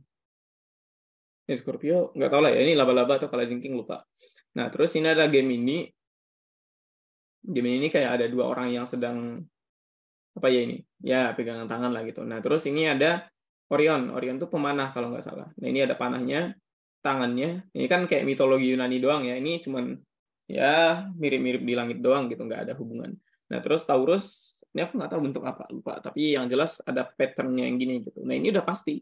Dan kalau orang-orang bilang rasinya itu nggak gini, tapi rasinya itu gini gitu. Itu udah jelas-jelas salah gitu. Karena rasi bintang tuh udah fix gitu, nggak bisa diubah-ubah lagi gitu secara internasional ya, tapi kalau pengen bikin rasi sendiri juga nggak apa-apa gitu. Nah, dari semua rasi itu, dari 88 rasi bintang, yang paling enak dilihat tuh rasi zodiak gitu. Nah, zodiak itu apa? Zodiak atau Mintakul Buruj adalah sebuah khayal di langit, sabuk khayal di langit yang berpusat pada lingkaran ekliptika. Oh, ini tata koordinat lagi nih. Oke, lingkaran ekliptika itu apa? Lingkaran lintasan matahari ya. Ya, ekliptika aku tulis di sini aja. Lintasan matahari gitu. Oke. Sehingga karena dia berpusat di lingkaran ekliptika, jadi lintasan matahari kan dekat-dekat khatulistiwa lah ya. Nah, sehingga yang akan jadi rasi zodiak tuh paling mungkin ya ini yang ada di warna abu-abu ini nih. Yang ini yang paling mungkin jadi rasi zodiak gitu. Cuman kita lihat aja deh dari sininya gitu. Oke. Nah, merujuk pada rasi-rasi bintang yang dilewati oleh sabuk tersebut, ya, yang dilewati oleh matahari gitu. Yang sekarang jumlahnya 13 gitu. Oh ya, dulu zodiak tuh 12, tapi ada penambahan satu lagi. Ya, nanti. Oke. Rasi zodiak adalah bagian dari sistem koordinat yang digunakan dalam astronomi untuk menentukan posisi gitu. Ya, yang tadi kayak kalau ini Gemini berarti bulan apa, kalau Scorpio bulan apa gitu. Nah, ada 12 rasi. Oh, ini sebenarnya beda-beda source ya, ada yang sebut 12, ada yang sebut 13, tapi fixnya 13. Ini kita coba coret dulu. Nah, 13 karena ada zodiak yang baru kalau nggak salah di tahun 2000 berapa gitu. Nah, terbagi menjadi 12 bagian yang masing-masing terdiri dari 30 derajat. Rasi zodiak dapat digunakan untuk menunjukkan posisi bintang di langit saat tertentu ya. Pada saat tertentu. Nah, kayak ya udah kayak bulan-bulan yang penentuan bulan tuh biasanya kita juga melihat zodiaknya gitu. Ya, bukan menentukan sifat orang ya, bukan menentukan kepribadian orang gitu. Ini nggak ada hubungannya gitu. Nah, kan ada yang sebut 12, ada yang sebut 13 ya gitu. Nah, ini di tropical zodiac dia itu 12. Tapi kalau menurut IAU constellation itu 13 gitu. Kenapa? Karena ya beda gitu, dan ini yang fixnya. Yang 13 ini bisa dicoret aja gitu karena ini untuk daerah tropis doang. Ini tambahnya itu di Ophiuchus, jadinya dia 13 gitu. Oke. Dan ini cara bacanya adalah ya udah berarti Aries nih. Rasinya Aries berarti matahari berada di situ ya 25,5 hari gitu. Terus yang lain gitu. Ini kita bisa lihat paling singkat tuh di Scorpius ya. Matahari cuma 8 hari di Scorpius, 8,5 hari lah. Dan yang paling lama tuh di Taurus apa ya? Ya Taurus. Bukan di Virgo. Nah, bintang tuh apa matahari itu lebih banyak di Virgo selama 44,5 hari gitu ya. Oke. Nah, selanjutnya kita lihat ke bawah sini nih. Nah, ini yang kita lihat tadi nih. Ini ntar aku kecilin dikit deh. Oke. Nah, ini ya. Jadi ini bumi, ini matahari gitu. Nah, kalau kita pengen lihat mataharinya sekarang sedang di rasi apa, ini kan di rasi Leo ya. Karena bumi kita di sini. Kalau seandainya bumi kita berpindah, seandainya bumi kita nih di sini nih. Kalau buminya di situ, ya kita bisa tarik garis. Ntar kita coba ini deh. Sebentar. Kalau seandainya kita di situ ya, nih kalau kita tarik garis, berarti di sini nih. No. Kemana tuh? Ya, Sagittarius gitu. Oke. Nah, misalnya kalau bumi kita di sini, ya udah berarti si mataharinya sedang berada di rasi sinilah ya, kira-kira gitu.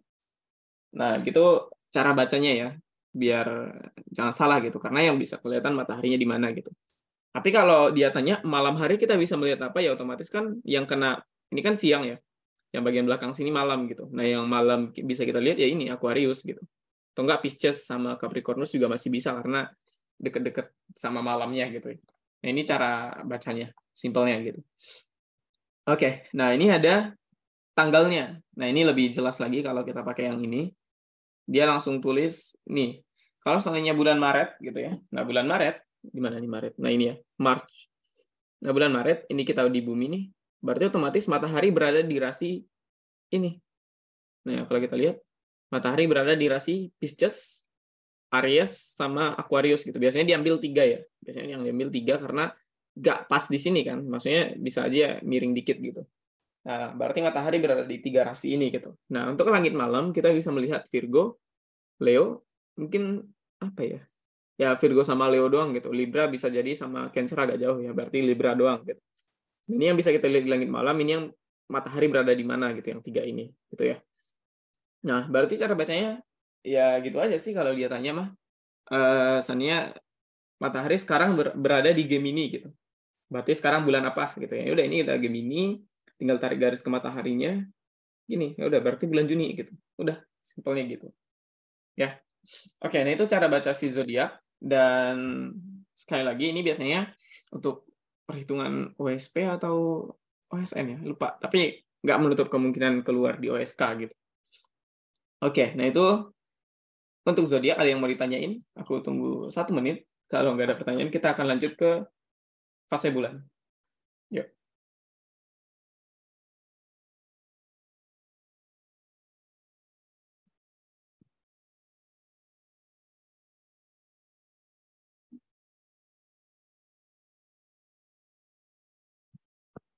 Oke, kalau nggak ada, ya kita lanjut ya ke materi terakhir di hari ini.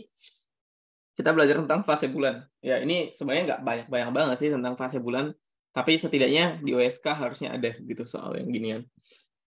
Oke, fase bulan itu adalah bentuk bulan yang selalu berubah-ubah jika dilihat dari bumi.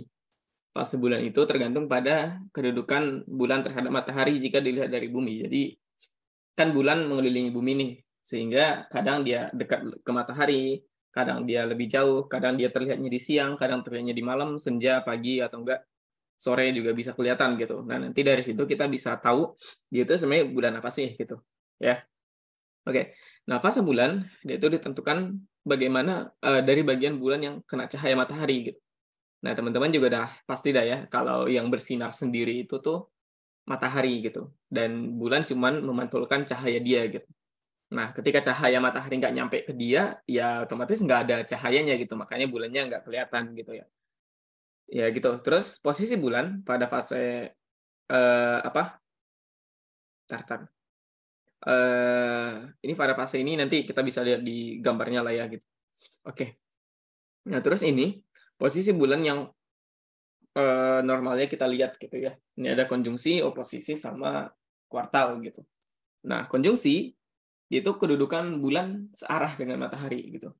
Nah, pada saat itu bagian bulan yang menghadap ke bumi gelap atau tidak tampak gitu. Oke, kita kasih gambar deh.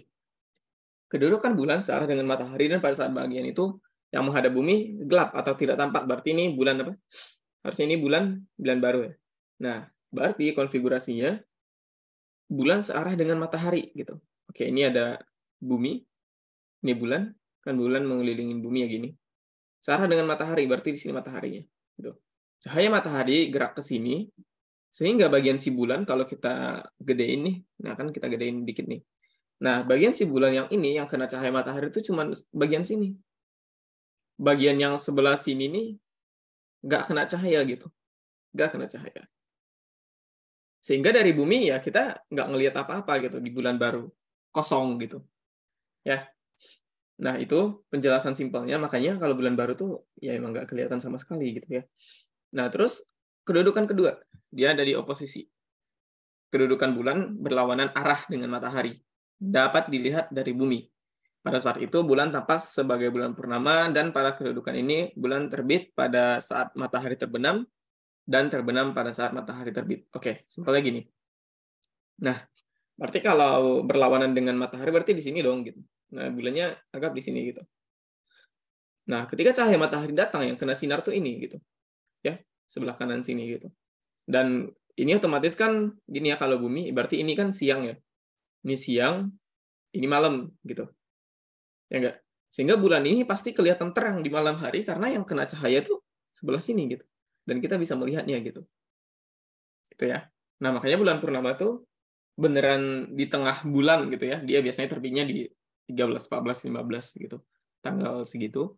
Nah, makanya dia tepat di tengahnya gitu. Nah, simpelnya dia kan tadi bilang kalau ini ya, dia terbit pada saat matahari terbenam dan terbenam saat matahari terbit gitu. Oke, nah ketika dia ingin terbenam kan bulan seandainya orbitnya ke sini gitu. Kalau ketika dia ingin terbenam, maka matahari akan terbit karena kita sedang berada di sini gitu. Nanti terbitnya bisa kelihatan lah ya gitu. Nah, terus posisi yang terakhir itu kuartal atau mungkin di posisi selain yang dua itu ya, selain oposisi sama konjungsi gitu. Nah, kuartal itu kedudukan bulan tegak lurus terhadap garis penghubung bumi atau matahari. Kuartal tuh, oh ya, sorry. Dia sebutkan tegak lurus ya. Oke, kalau kita berbicara dengan tegak lurus berarti 90 derajat ya. Oke, kita lihat gambar sini nih. Berarti kuartal tuh di sini. Ntar, aku coba bersihin dikit orbitnya biar lebih jelas. Nah, ini kan kita punya bumi nih di sini, dan ini orbit bulan. Kuartal itu tuh di sini, setengah gitu. Nah, ini kalau kita gedein, nih, ini berarti matahari, ini ada bumi, ada bulan gitu. Nah, dia membentuk sudut 90 derajat di sini gitu. Nah, di sini akan terbentuk bulan setengah gitu. Bulan sebagian. Ya, bulan sebagian akan terbentuk di posisi yang ini gitu. Nah, ya udah kalau seandainya kan bulannya di sini atau enggak di atas ini juga bisa gitu. Dia akan tetap membentuk posisi setengah gitu ya. Nah, gini. Nah, kalau seandainya bulannya di sini atau enggak bulannya di sini pasti beda dong gitu. Berarti yang bulan di sini ini sabit, sementara bulan yang di sini tuh kita sebut sebagai cembung gitu ya. Kenapa cembung? Karena di sini ini udah penuh gitu. Penuh gitu. Mau ini otomatis cembung karena dia kurang dikit lagi gitu biar penuh. Nah, kalau di sini kan bulan baru nih. Baru sehingga ketika dia geser sedikit maka akan ada yang kena cahaya gitu. Makanya dia disebut bulan sabit gitu. Nah, itu cara bacanya untuk sebentar. Oke, itu untuk fase bulan ya. Ntar kita benerin lagi. Oke. Nah, itu untuk kuartal, kedudukan bulan tegak lurus terhadap garis penghubung bumi matahari. Pada aspek kuartal, bulan memperlihatkan fase perbani, setengah bulan yang terang. Dalam sebulan terjadi 2 kali kuartal, yaitu kuartal pertama dan kuartal kedua. Ya benar, karena kalau satu bulan, simpelnya kan ini bumi nih. Di bumi, terus ini ada bulan, ya di sini, bulan. Satu bulan itu maksudnya itu berputar dari sini ke sini sekali gitu. Satu kali itu namanya satu bulan. Sehingga kan kuartal tuh pasti di sini sama di sini gitu. Dia kena 2 kali. Sementara kalau untuk fase konjungsi di sini dia tuh cuma 1 kali dan oposisi di sini cuma 1 kali gitu. Nah, makanya si kuartal tuh lebih sering kelihatan gitu. Oke. Nah, selanjutnya kita ke sini nih. Nah, ini simpelnya.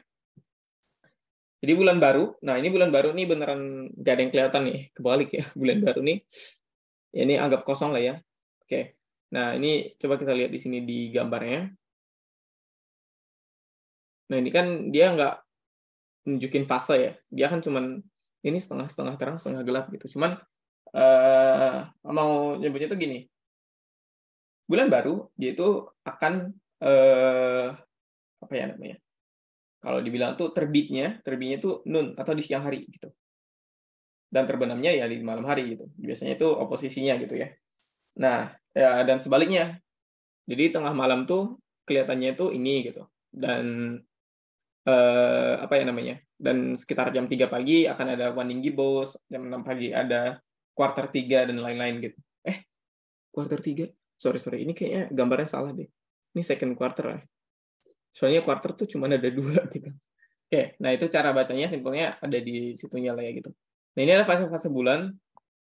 Ini aku coba gede ini dari awal ya, dari awal. Ini new moon atau ijtima ini kayak astrologi bahasa Arab deh bahasanya. Oke, nah ini dia biasanya bulan tidak terdiri dari bumi ya karena gelap semua gitu ya. Nah, terus dia geser sedikit jadi waxing crescent atau sabit muda. Bulan sabit yang semakin menebal. Bisa terlihat jelas di area waktu sunset. Nah, ini bisa kelihatan di sunset nih. Dan ini kalau nggak salah di BBU apa ya? Ya ini di BBU. Dan kalau BBS paling sebaliknya gitu ya. Oke, nah terus first quarter atau quarter pertama bulan separuh mulai terlihat saat tengah hari hingga tengah malam gitu. Nah terus ada waxing gibbous atau bulan cembung sebelum purnama gitu. Ya, bulan ini semakin menggembung tapi belum bulat full gitu. Mulai terlihat saat sore hari hingga dini hari gitu ya. Nah, terus kalau kita lihat ke bawah ini ada full moon atau bulan penuh, mulai terlihat saat sunset atau sepanjang malam hingga sunrise gitu. Nah, terus ada waning gibbous, dia setelah penuh dia mengecil lagi atau meredup sedikit lagi gitu. Nah, bulan semakin mengempis menuju separuh gitu. Mulai terlihat saat malam hari hingga pagi hari. Nah, selanjutnya dia jadi last quarter. Last quarter tuh quarter akhir, yang quarter kedua tadi. Bulan separuh lagi, cuman separuhnya beda ya. Ini kan separuhnya terangnya di kanan gitu. Sementara yang di atas tuh terangnya di kiri gitu. Nah, jadi kelihatan bedanya di mana gitu. Oke, nah terus yang terakhir dia waning crescent atau sabit tua sebelum bulan baru lagi gitu. Nah, setelah sabit tua ini nanti akan jadi bulan baru lagi gitu. Nah, bulan sabit yang semakin menipis bisa terlihat jelas di area waktu sunrise gitu. Ya, sunrise itu senja ya. Sorry.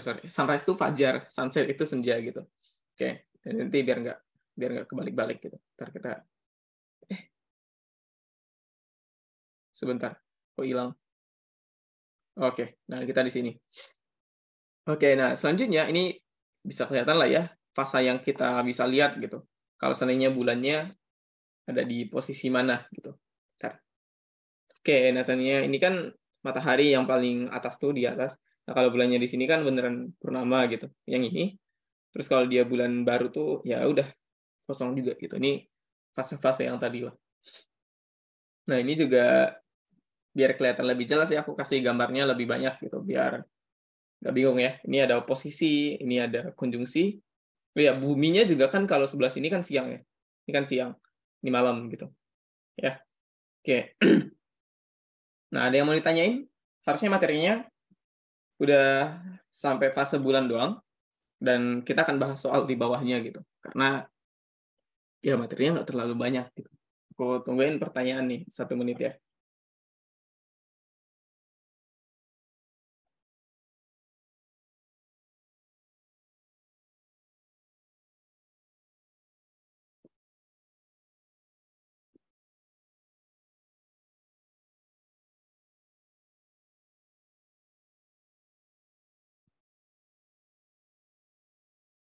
Oh, oke. Ini ada pertanyaan nih.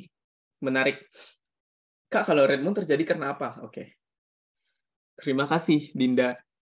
Aku jawab ya di sini nih. Red moon terjadi karena apa gitu. Kita bahas sedikit tentang red moon.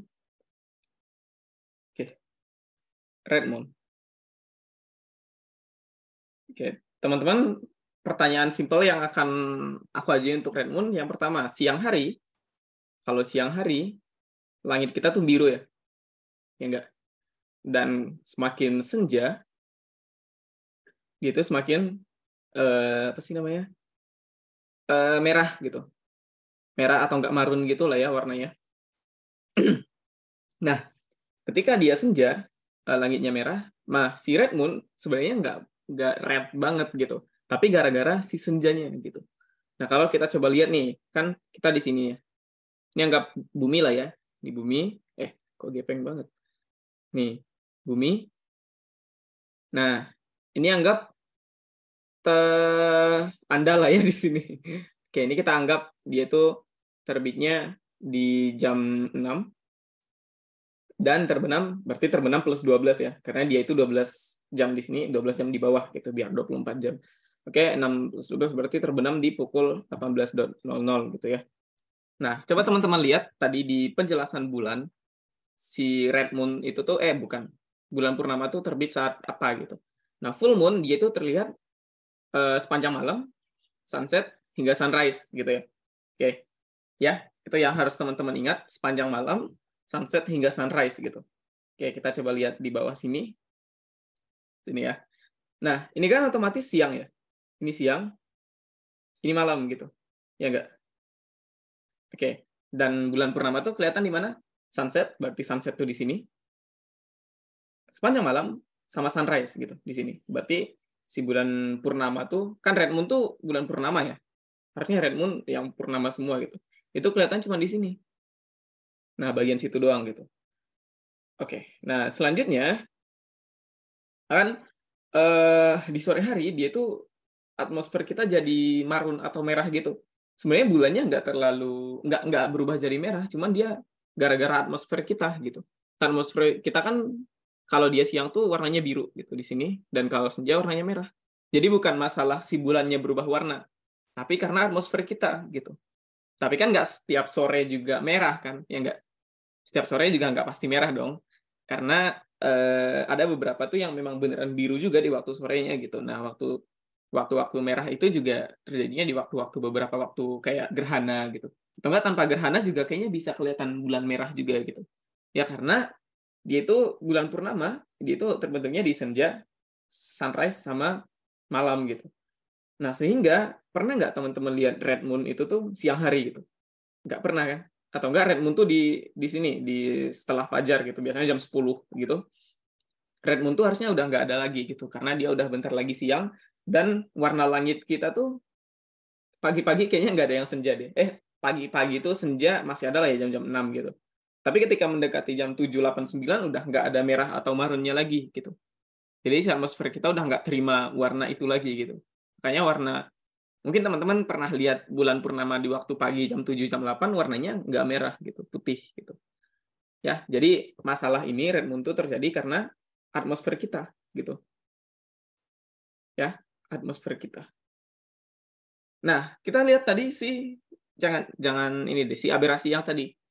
Sebenarnya aberasi itu bukan cuma untuk teleskop doang, tapi di astronomi banyak fenomena-fenomena aberasi yang nggak cuma di teleskop gitu. Nah, coba kita lihat ini nih. Di aberasi mana sih?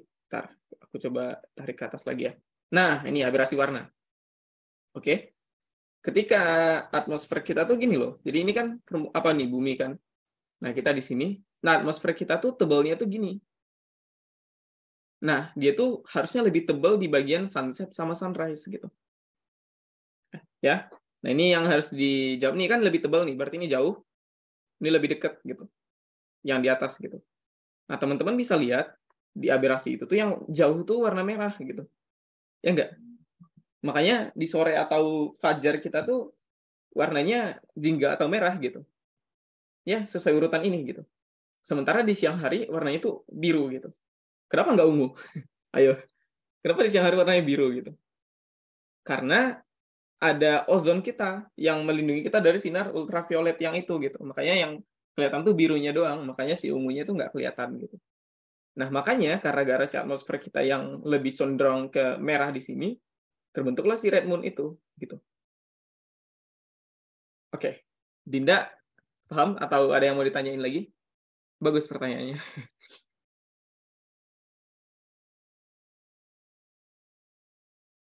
Oke, ada lagi yang mau ditanyain? Kalau enggak, kita ke soal.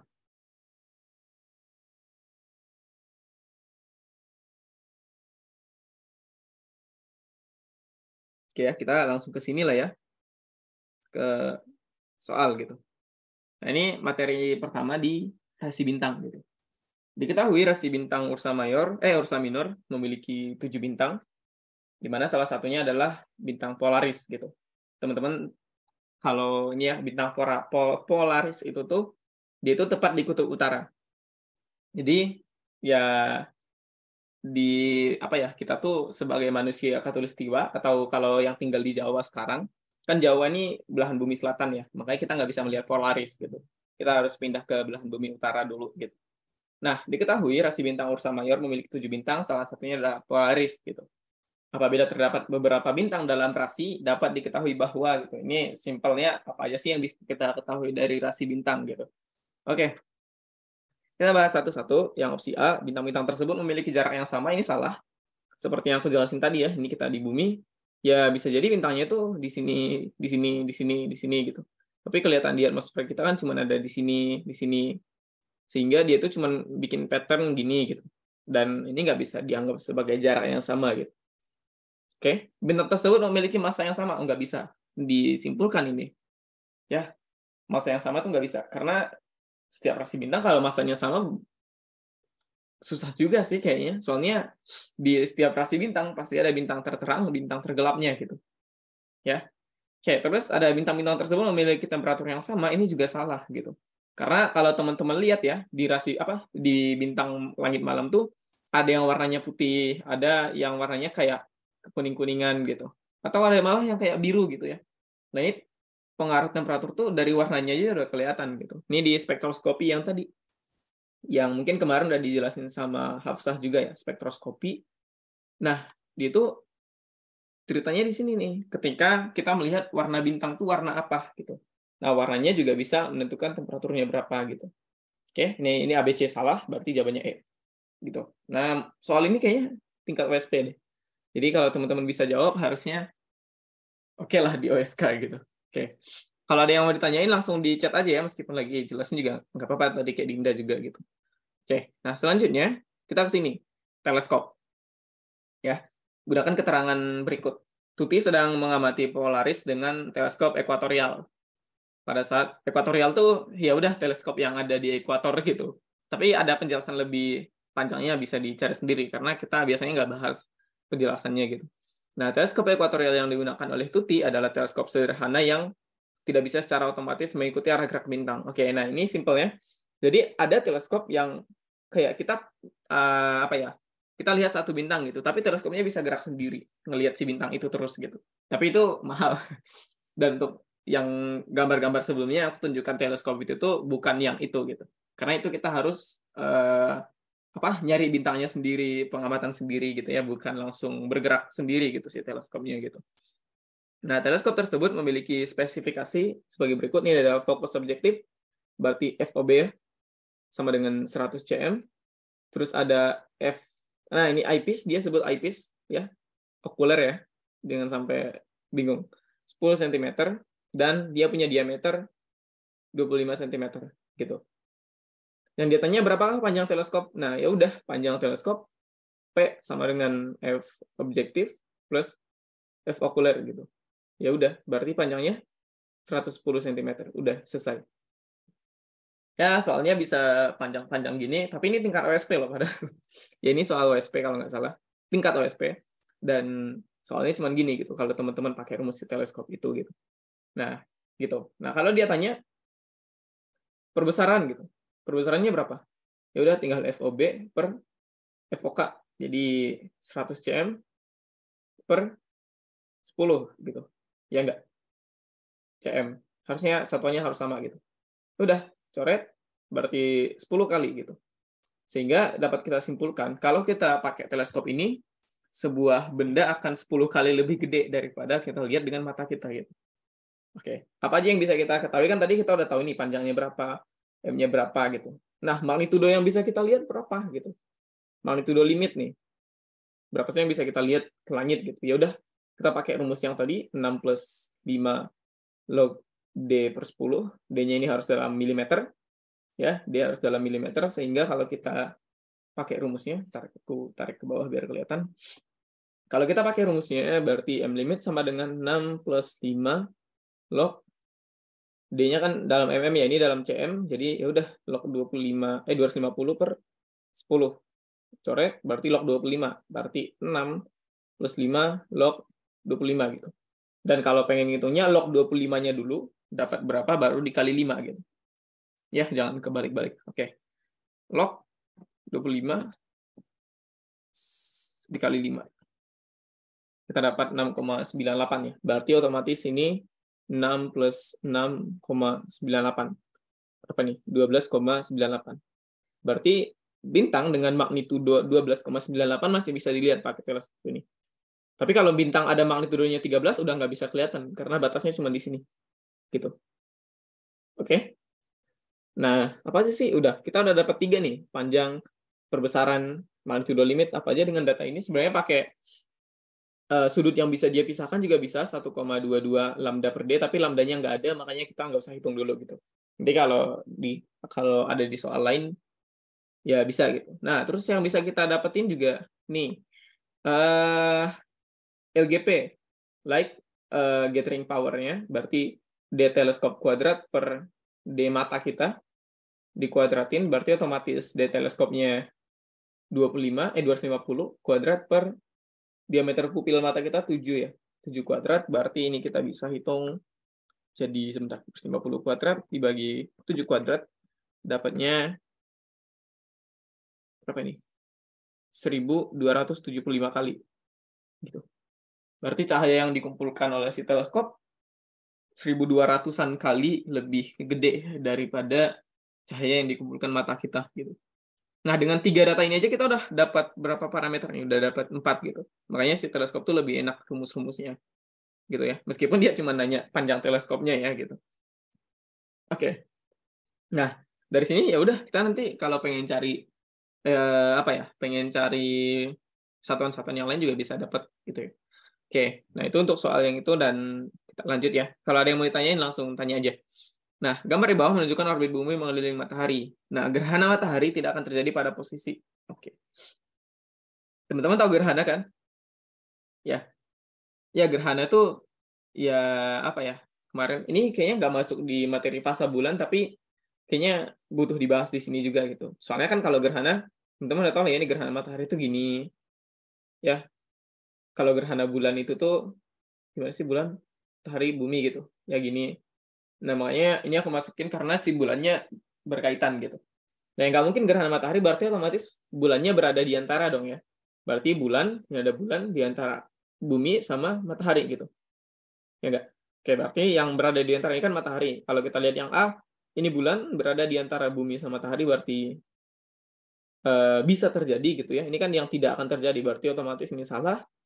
Yang B, bulannya berada di belakang, berarti dia mengikuti yang ini. Harusnya kalau yang B ini gerhana bulan ya.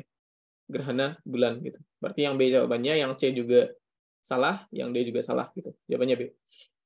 Oke, ini kayaknya nggak tahu udah dibahas Hafsa atau belum, tapi ini sekilas aja untuk gerhana-gerhana gitu ya. Oke, rasi bintang yang tidak mungkin diamatin di selatan Australia. Ya, teman-teman tahu Australia di mana kan? Di apa sih dia? Belahan bumi selatan gitu. Ini aku juga nggak hafal sih si rasi-rasi ini berada di mana gitu ya. Tapi simpelnya ini kan Crux pasti di selatan kalau nggak salah. Ini jawabannya udah pasti salah gitu karena yang tidak mungkin dapat diamatin gitu. Oke, kita punya Crux, Carina, Centaurus, Scorpio sama Draco. Ini bisa ntar kita coba lihat di atas ya. Di peta bintang yang tadi. Ntar. Gimana ya? Di sini. Oke. Nah, sebenarnya agak banyak kalau kita pengen hafal semua, cuman coba kalau teman-teman lihat satu-satu di mana sih? Aku juga udah jarang nih. Nah, ini si Draco. Coba teman-teman lihat nih, Draco ya. Draco ini di belahan bumi utara, sementara Australia itu di sini. Kira-kira di sini gitu. Nah, makanya nggak mungkin kelihatan ya, paling mungkin si Draco-nya gitu ya.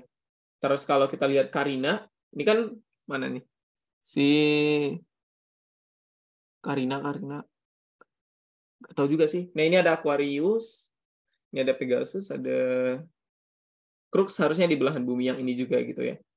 Nah, tapi kan kita nggak perlu tahu yang lain karena kita udah tahu Draco ini di belahan bumi utara gitu. Makanya dia nggak mungkin kelihatan di sono gitu. Oke, jawabannya itu berarti si Draco gitu. Ntar kita ke bawah lagi. Di sini. Oke, jawabannya Draco ya. Nanti kalau teman-teman lihat rasi-rasi yang lain dan jawabannya salah juga, ya bebas-bebas saja mau dikoreksi gitu. Oke, nah ini untuk soal nomor 9. Kita ke sini. Sebuah kawasan langit dipotret dengan bantuan teleskop pemantul atau reflektor. Oke, ini reflektor. Berdiameter 75 cm. Oke. D sama dengan 75 cm. Ini kalau nggak salah soal OSK 2020 ya. Ini kita bahas di sini nih, kalau ini. Oh, sebentar. Kak, kenapa bisa terjadi gerhana matahari? Oke. Ini kita bahas gerhana dulu nih berarti. Ini aku jawab yang gerhana matahari itu dulu ya. Kayak gini-gini. Kan sebenarnya kalau ada ini ya, kita punya bumi, ini bulan, ini matahari gitu ya. Kenapa ada gerhana gitu? Nah, karena kan kalau gerhana tuh harus lurus gini ya. Pokoknya dia tuh biar beneran lurus, kita pakai garis dulu biar lebih jelas. Di sini nih. Berarti gini ya. Set. Terus satu lagi gini. Ya, gini lah ya kira-kira. Sorry. Harusnya lebih gede ya. Nah, gini. Anggaplah ya, ini anggap lurus. Jadi, ini kan matahari nih. Ya, ini matahari dan di sini bulan gitu. Ya, ini ada bulan, terus ini ada bumi ya. Sorry. Maaf ya, agak susah untuk bikin bulat beneran ini. Nah, ini ada bumi gitu. Nah, kenapa bisa terjadi gerhana? Ya karena beneran dihalangin sama si bulannya gitu.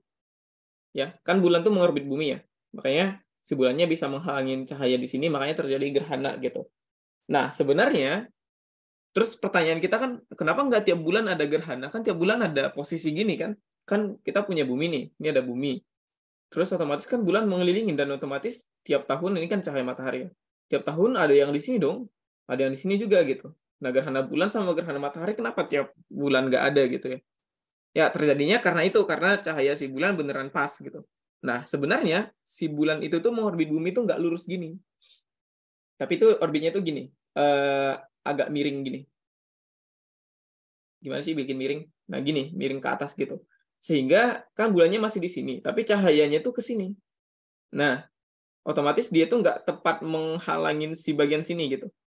Harusnya kan kalau dia menghalangin, kemiringan orbitnya tuh apa ya? Kemiringan orbitnya tuh terpakai gitu. Ya, kalau orbitnya lurus, orbit bulan tuh lurus beneran gini, harusnya tiap bulan terjadi gerhana gitu.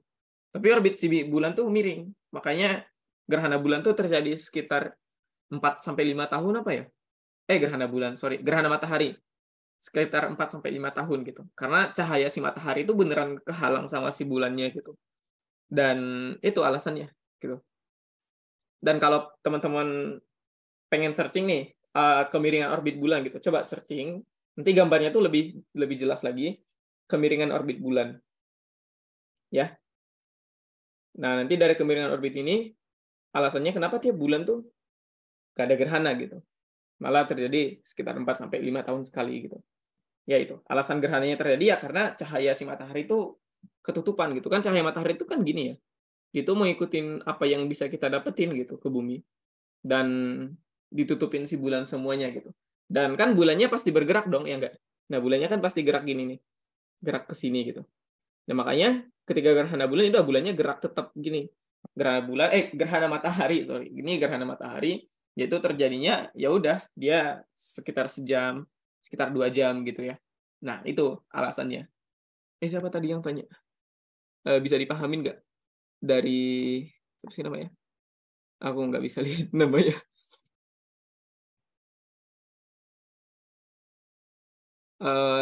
Ramadhani ya? Oke. Bisa? Ada yang mau ditanyain lagi? Langsung tanyain aja ya. Oke, itu penjelasan singkat dari aku. Nanti kalau butuh yang materi ginian, aku bisa searching, aku bisa kasih ke Hafsah, nanti bisa dikirim ke kalian juga gitu. Oke ya, nah ini kita bahas OSK 2020 dulu. Karena menurut aku tuh tipe soal kalian akan mengikuti pola-pola sebelumnya gitu. Karena aku juga dulu OSK bahasnya itu soal OSK sebelumnya, karena mirip-mirip gitu. Oke, nah ini kita punya tadi ya, D 75 cm, dan waktu yang dibutuhkan agar bayangan dapat terbentuk adalah sejam. Oke, T sama dengan 1 jam. Lah, tadi di rumus nggak ada T ya? Oh ya, di rumus. Sorry, aku tadi nggak masukin rumus ini gitu.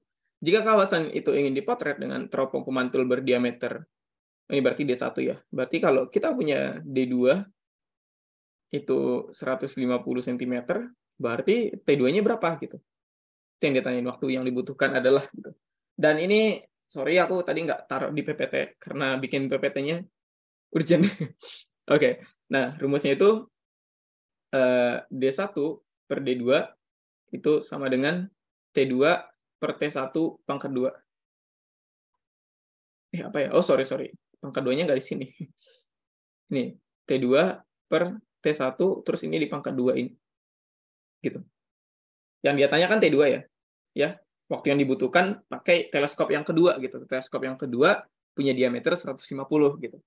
Nah, ini kalau kita pakai rumusnya ini, berarti T2 per T1 sama dengan D1-nya berapa? 75 ya. Ini 75 berarti 75 cm per 150 cm. Dan satuannya harus sama ya. Ini kalau di atas cm, di bawah harus cm. Jangan salah gitu. Ini pangkat 2 gitu. Oke, 75 bagi 150 kan setengah ya. setengah pangkat 2 gitu. Ya enggak?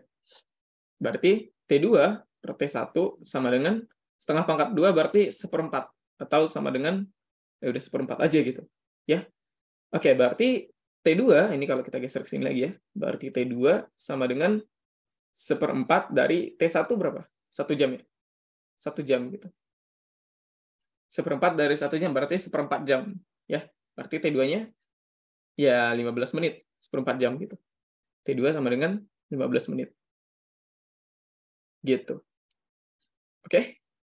Ini rumusnya tadi aku lupa taruh di atas. Sorry. Jawabannya adalah C gitu. Ini OSK 2020. Tapi spoiler aku buat teman-teman yang persiapan OSK 2023 ya. Tipe soal kalian tuh miripnya sama tipe soal ganjil. Maksud soal ganjil adalah kan kalian 2023 nih. Maka yang paling mirip tuh paling di 2021, 2019, 2017 gitu. Ya di tahun-tahun ganjil pasti mirip dengan kalian gitu. Karena aku dulu OSK 2020 aku tuh belajarnya yang OSK 2018, 2016, 2014, 2012 gitu. Harusnya polanya sama gitu. Ya. Oke, itu spoiler dari aku aja. Nah, terus yang ini nih, yang ini soal sebenarnya nggak masuk OSK sih ini soal OSP 2016. Ya, oke. Tapi ini aku tetap bahas di sini karena menurut aku ini enak soalnya gitu. Pada saat gerhana matahari total. Nah, gerhana matahari total nih. Berarti yang tadi ya, yang pertanyaan gerhana itu berarti gini. Ya. Oke, ini mataharinya, ini si bulannya, ini si buminya gitu, beneran tepat menutupin itu gitu. Nah, rasi-rasi dalam zodiak apakah yang melatar belakangi matahari sepanjang ekliptika? Udah, lihat ini, nggak usah lihat tanggalnya, nggak usah lihat tahunnya. Maret ya. Oke, kita lihat ke atas nih. Ini kan ada opsi-opsi nih. Berarti Maret, kita ke rasi-rasi bintang yang tadi. Di mana ya? Ntar. Aku coba tarik ke atas lagi. Biar pada kebayang cara bacanya. Nah, di sini. Maret katanya. Berarti Maret di mana? Ini kan Maret nih. Sini. Berarti tarik garis lurus ke sini. Berarti paling mungkin Capricorn, Aquarius, Pisces, Aries gitu. Cuman kan dia mintanya 3 ya. Dia mintanya 3 gitu. Ya udah, kita bikin yang 4 ini sebagai kandidat aja gitu. Nanti takutnya Capricorn nggak ada, yang ada malah Aries gitu. Atau enggak takutnya Ariesnya yang nggak ada gitu, yang ada Capricorn. Ya udah, kita bisa lihat Capricorn, Aquarius, Pisces gitu ya. Nanti kita lihat di bawah nih di opsinya. Ya sebenarnya harus dihafal sih, tapi untuk WSK kayaknya nggak harus dihafal dulu gitu untuk yang itu. Nah ini, ada ini kan, Pisces, Aquarius, Capricorn gitu. Udah. Simpelnya, kan ada zodiak tuh yang tadi yang 13 ras itu. Coba lihat di sini ada beberapa tuh yang bukan zodiak gitu. Ini Orion, Orion bukan zodiak. Ya, 13 zodiak kan yang dia tanyakan zodiak gitu. Nah, Orion bukan zodiak, Fomalhaut juga bukan zodiak. Terus Libra zodiak apa ya? Nggak tahu. Berarti yang 2 ini udah pasti salah gitu. Tidak tinggal lihat ini doang gitu. Dan kita dapat jawabannya itu si D gitu. Oke, ada yang mau ditanyain? Nah, kalau ini nih, dia tanya pada saat gerhana matahari total 9 Maret 2016, rasi-rasi apa yang bisa kita lihat di malam hari? Rasi-rasi dalam zodiak apakah yang ini kita coba coret yang terlihat di malam hari gitu. Nah, kalau dia tanya yang terlihat di malam hari, ya udah kebalikannya gitu. Kalau kita lihat yang tadi itu, kita tarik lagi ke atas. Ya, maaf, ini nariknya. Oke, di mana ya? Oh, di sini.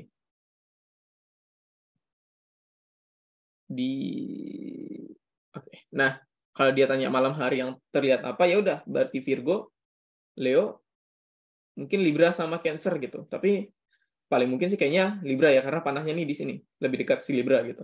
Udah, kalau malam hari yang kelihatan dia gitu. Ya. Ya, itu simpelnya tentang rasi bintang zodiak gitu. Oke, itu untuk soal itu ya. Ntar, kayaknya udah habis sih soalnya.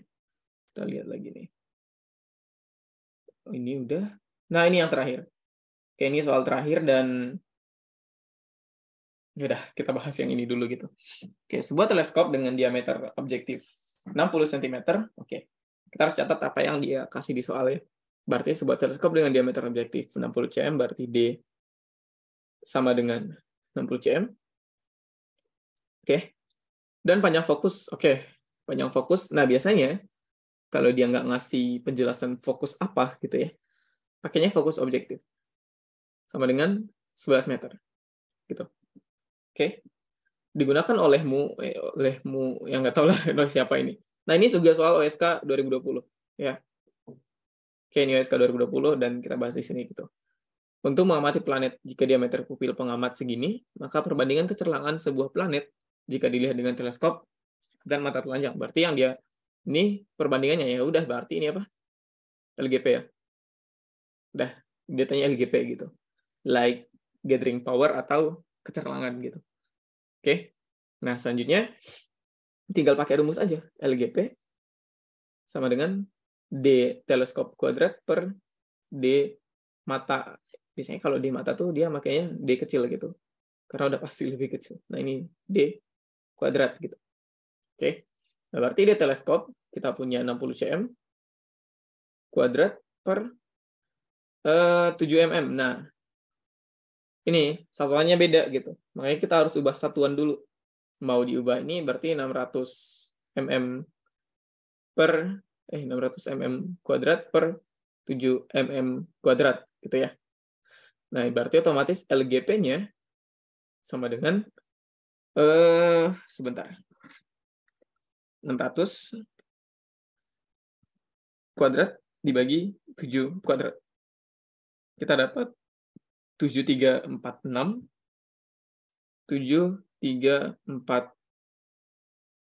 6,9 per 1. Ya enggak? Nah, kok enggak ada gitu? Ya udah cari yang paling dekat. Gitu. Ya, cari yang paling dekat. Sehingga yang paling dekat ya udah 7351 ini. Ya enggak? Gitu. Ya, karena perhitungan astronomi itu kadang dia tuh disengaja biar kita bingung dengan jawabannya gitu. Oke. Setelah itu sih dari aku. Ada yang mau ditanya lagi nggak? Kayaknya PPT-nya habis deh. Ya. Oke. Ini ada yang mau bertanya nih. PPT-nya boleh di-share nggak? Oke, nanti aku share ya. Nanti aku kasih ke Hafsah deh. Nanti aku share ke kalian gitu.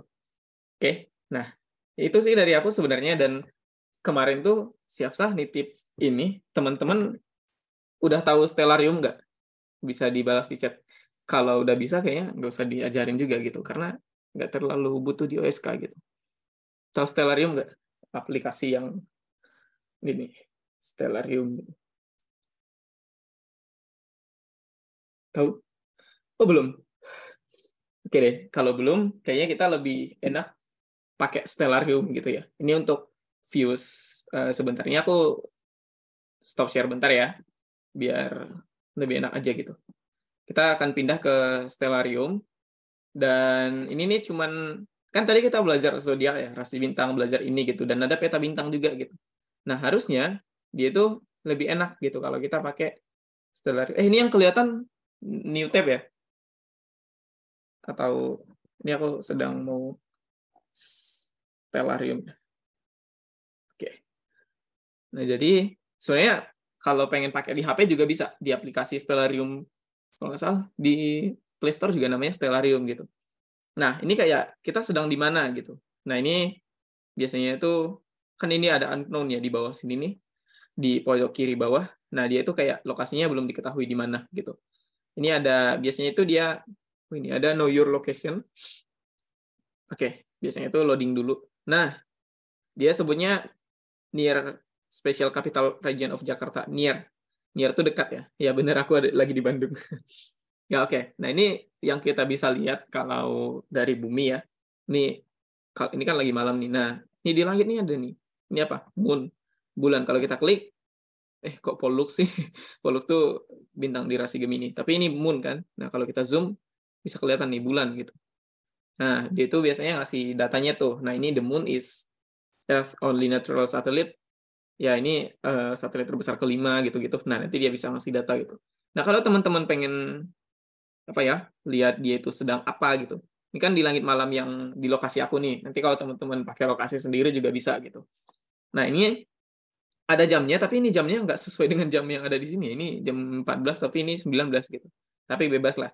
Nah, ini ada, kalau teman-teman lihat nih di toolbar di bawah tuh ada constellation ya. Ini ada kelihatan kalau kita klik. Nah, berarti di langit malam yang bisa aku lihat ya ini ada rasi Gemini, ada rasi Canis Major, ada Columba, ada ya rasi-rasi yang lain lah yang dari 88 rasi itu gitu. Nah, kalau teman-teman pengen lihat si yang di bawah nih, yang nggak kelihatan apa gitu. Nah, ini bisa kelihatan biasanya. Nah, ya nggak di bawah gitu. Tapi kalau yang kelihatan di malam ini gitu. Nah, kalau pengen lihat apa ya? Pengen lihat dia tuh bentuk apa sih gitu. Nah, ini ada constellation art-nya gitu. Ini cuma mempermudah belajar astronomi sih gitu. Nah, ini ada bentuk-bentuknya ya. Ini kayak Eridanus nih kayak ular gitu. Ular nggak sih? Ya kira-kira kayak ular gitulah. Nah, ini ada Phoenix, ada burung gitu. Nah, ini Orion yang tadi aku sebut. Ini kalau nggak salah pemanah apa ya? Ya gitulah. Nah, ini ada data-data bintangnya. Ini ada Rigel, ada Betelgeuse, ada Alnitak, Alnilam, dan lain-lain. Ini kan bisa diklik aja gitu. Nah, itu ada satelit tuh kalau teman-teman lihat nih. Di sini kan ada satelit tuh. Ya enggak? Ini biasanya bisa diklik juga gitu. Nah, Starlink 4303 gitu. Ya. Oke. Itu sih untuk ini. Nah, ini ada juga satelit nih. Ada Sijah 6LC-MR gitu. Ya, dengan satelit-satelit yang lain lah gitu. Nah, terus ini kalau pakai tata koordinat mah dia cuma ngasih ini, equatorial grid sama azimutnya gitu. Dah, itu sih dari yang dijelaskan sama Hafsa kemarin, minimal pengenalan untuk stellarium gitu. Nanti kalau teman-teman pengen belajar lebih jauh, tapi kita di OSK atau OSP Kebum tuh nggak pakai stellarium karena ini Astro yang pakai gitu ya. Ya, ini cuma pengenalan doang gitu. Oke. Itu aja dari aku, tapi ini kita masih punya waktu 15 menit sih. Nggak tahu mau ngapain sebentar. Kalau bahas soal, kayaknya aku punya soal apa ya? Sebentar ya. Atau ada yang request soal? Kayak bahas soal ini gitu. Bisa-bisa aja gitu kalau aku nanti ini ada soalnya gitu. Tapi kayaknya kita bahas soal apa ya? Nah, ada nih. OSK 2020. Oh, ntar. Kayaknya kita bahas OSK aja deh. Karena lebih penting kan. Sebenarnya target aku tuh tadi bahas peta bintang bulan itu juga 2 jam gitu, tapi memang ngomongnya terlalu cepet-cepet gitu. Oke. Ada saran? Kalau nggak ada kita bahas soal OSK 2018 karena dulu tuh aku masternya di situ. Ya, kita ke sini OSK 2018.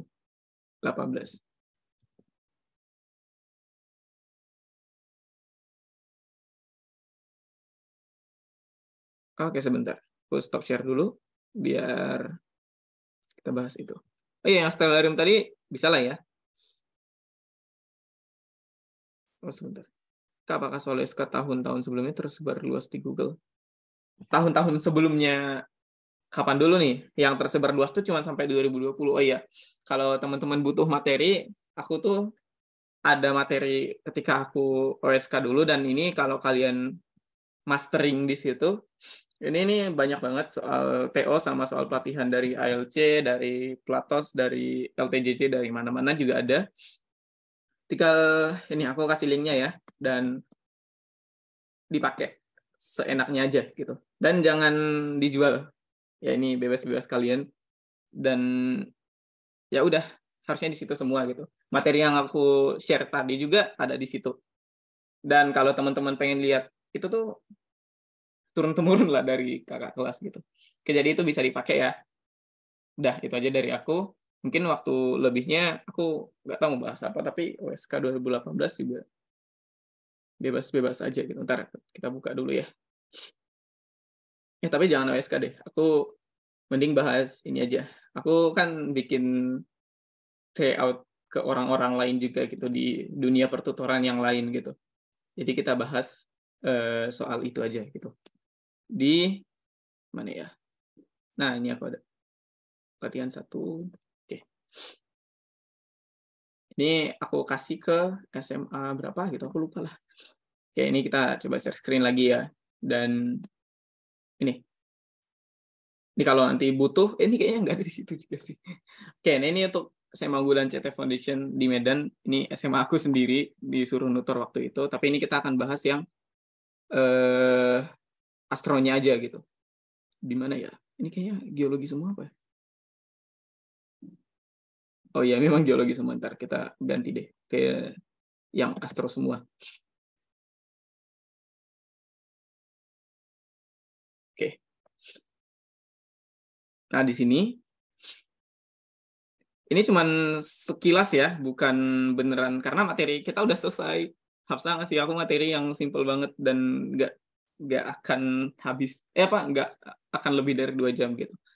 Nah, ini dari soal nomor 5 ya.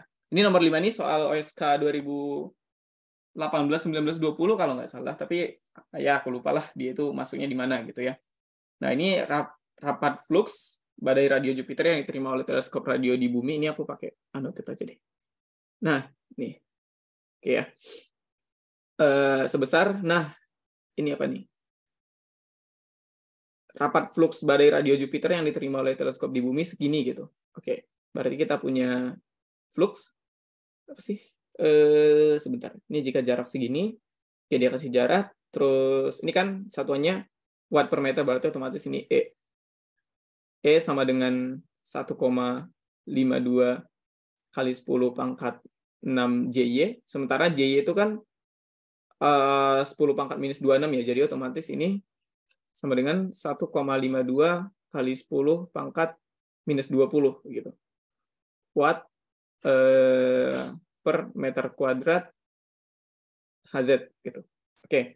Ini kita dapat E. Harusnya Hafsa udah materi ini kan udah dijelasin kan? Akunya malah aku bahas yang gini-gini belum dijelasin lagi. Tapi Hafsa kemarin bilangnya ini materi astro terakhir dan harusnya udah belajar ini gitu. Dan jika jarak Jupiter ke matahari 5,2 SA, berarti D sama dengan 5,2 SA. Tapi kalau dia jaraknya ke bumi otomatis 4,2 SA ya. Karena jarak bumi ke matahari 1 SA gitu. Maka total energi yang dipancarkan Jupiter dalam rentang frekuensi 8 MHz gitu. Oke. Dalam rentang frekuensi 8 MHz. Oke, berarti ini tinggal dikali 8. Udah, berarti berapa sih kalau kita pakai energi itu? Nah, ini L sama dengan E dikali 4 pi D kuadrat gitu. Tapi ini kan harus dikali 8 dulu gitu karena dia frekuensinya 8. Kok kali 8 sih? Kan ini MHz jadi kali 8 kali 10 pangkat 6 gitu. Berarti otomatis ini kita tinggal kaliin 1,52 kali 10 pangkat minus 20 kali 8 kali 8 kali 10 pangkat 6 dikali 4,2 SA dikali berapa? Dikali 4 pi ya. Ini 4,2 SA-nya kuadrat. Dan ini teman-teman bisa hitung sendiri nanti jawabannya. Ini agak panjang. Tapi OSK tuh udah setinggi ini gitu untuk materi fotometri gitu. Makanya materi fotometri ini lebih ribet daripada teleskop yang tadi. Teleskop kan kita cuma pakai sesimpel itu rumusnya gitu. Ini aku cari yang teleskop dulu lah ya. Bentar. Ini kayaknya ada teleskopnya deh di sini. Nah, ini. Kita coba bahas di bawah sini nih.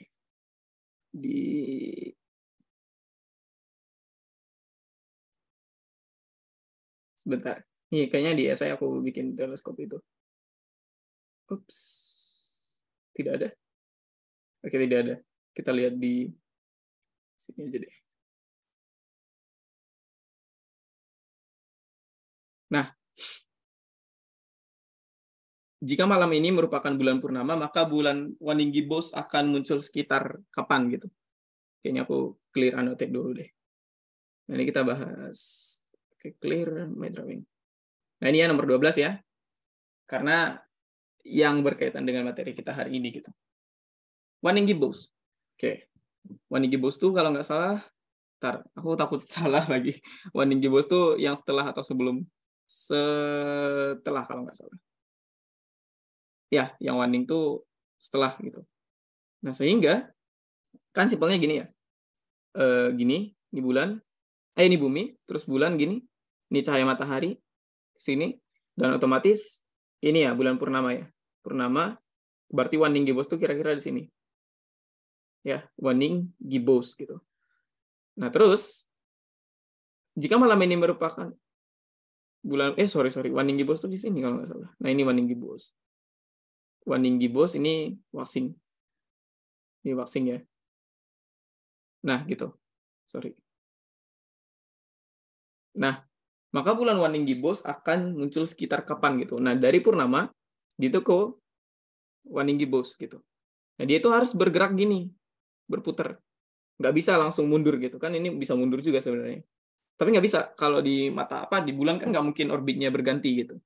Nah, ketika dia pengen berputar, nah yang harus kita pelajari adalah setiap pergantian bulan, ya, seandainya nih kita pengen ganti dari bulan baru ke bulan sabit gitu. Tengah dari sabit ke setengah gitu atau kuarter 1 gitu. Nah, dia biasanya membutuhkan waktu 3 hari gitu. 3 hari gitu. Nah, kenapa 3 hari? Ya karena dari semua fase juga butuhnya cuma segitu gitu.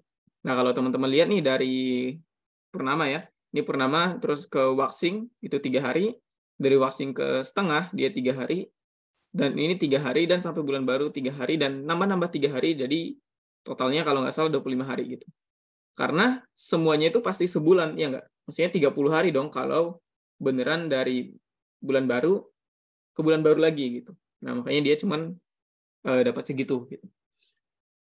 Nah, itu untuk penjelasan. Udah sih, nggak ada yang mau ditambahin lagi dari aku. Dan kayaknya materinya aku stopin ke sini dulu. Dan udah, aku tunggu 1 menit lagi nih. Ada yang mau ditanyain nggak? Kalau nggak ada, ya udah kita close kelas aja gitu.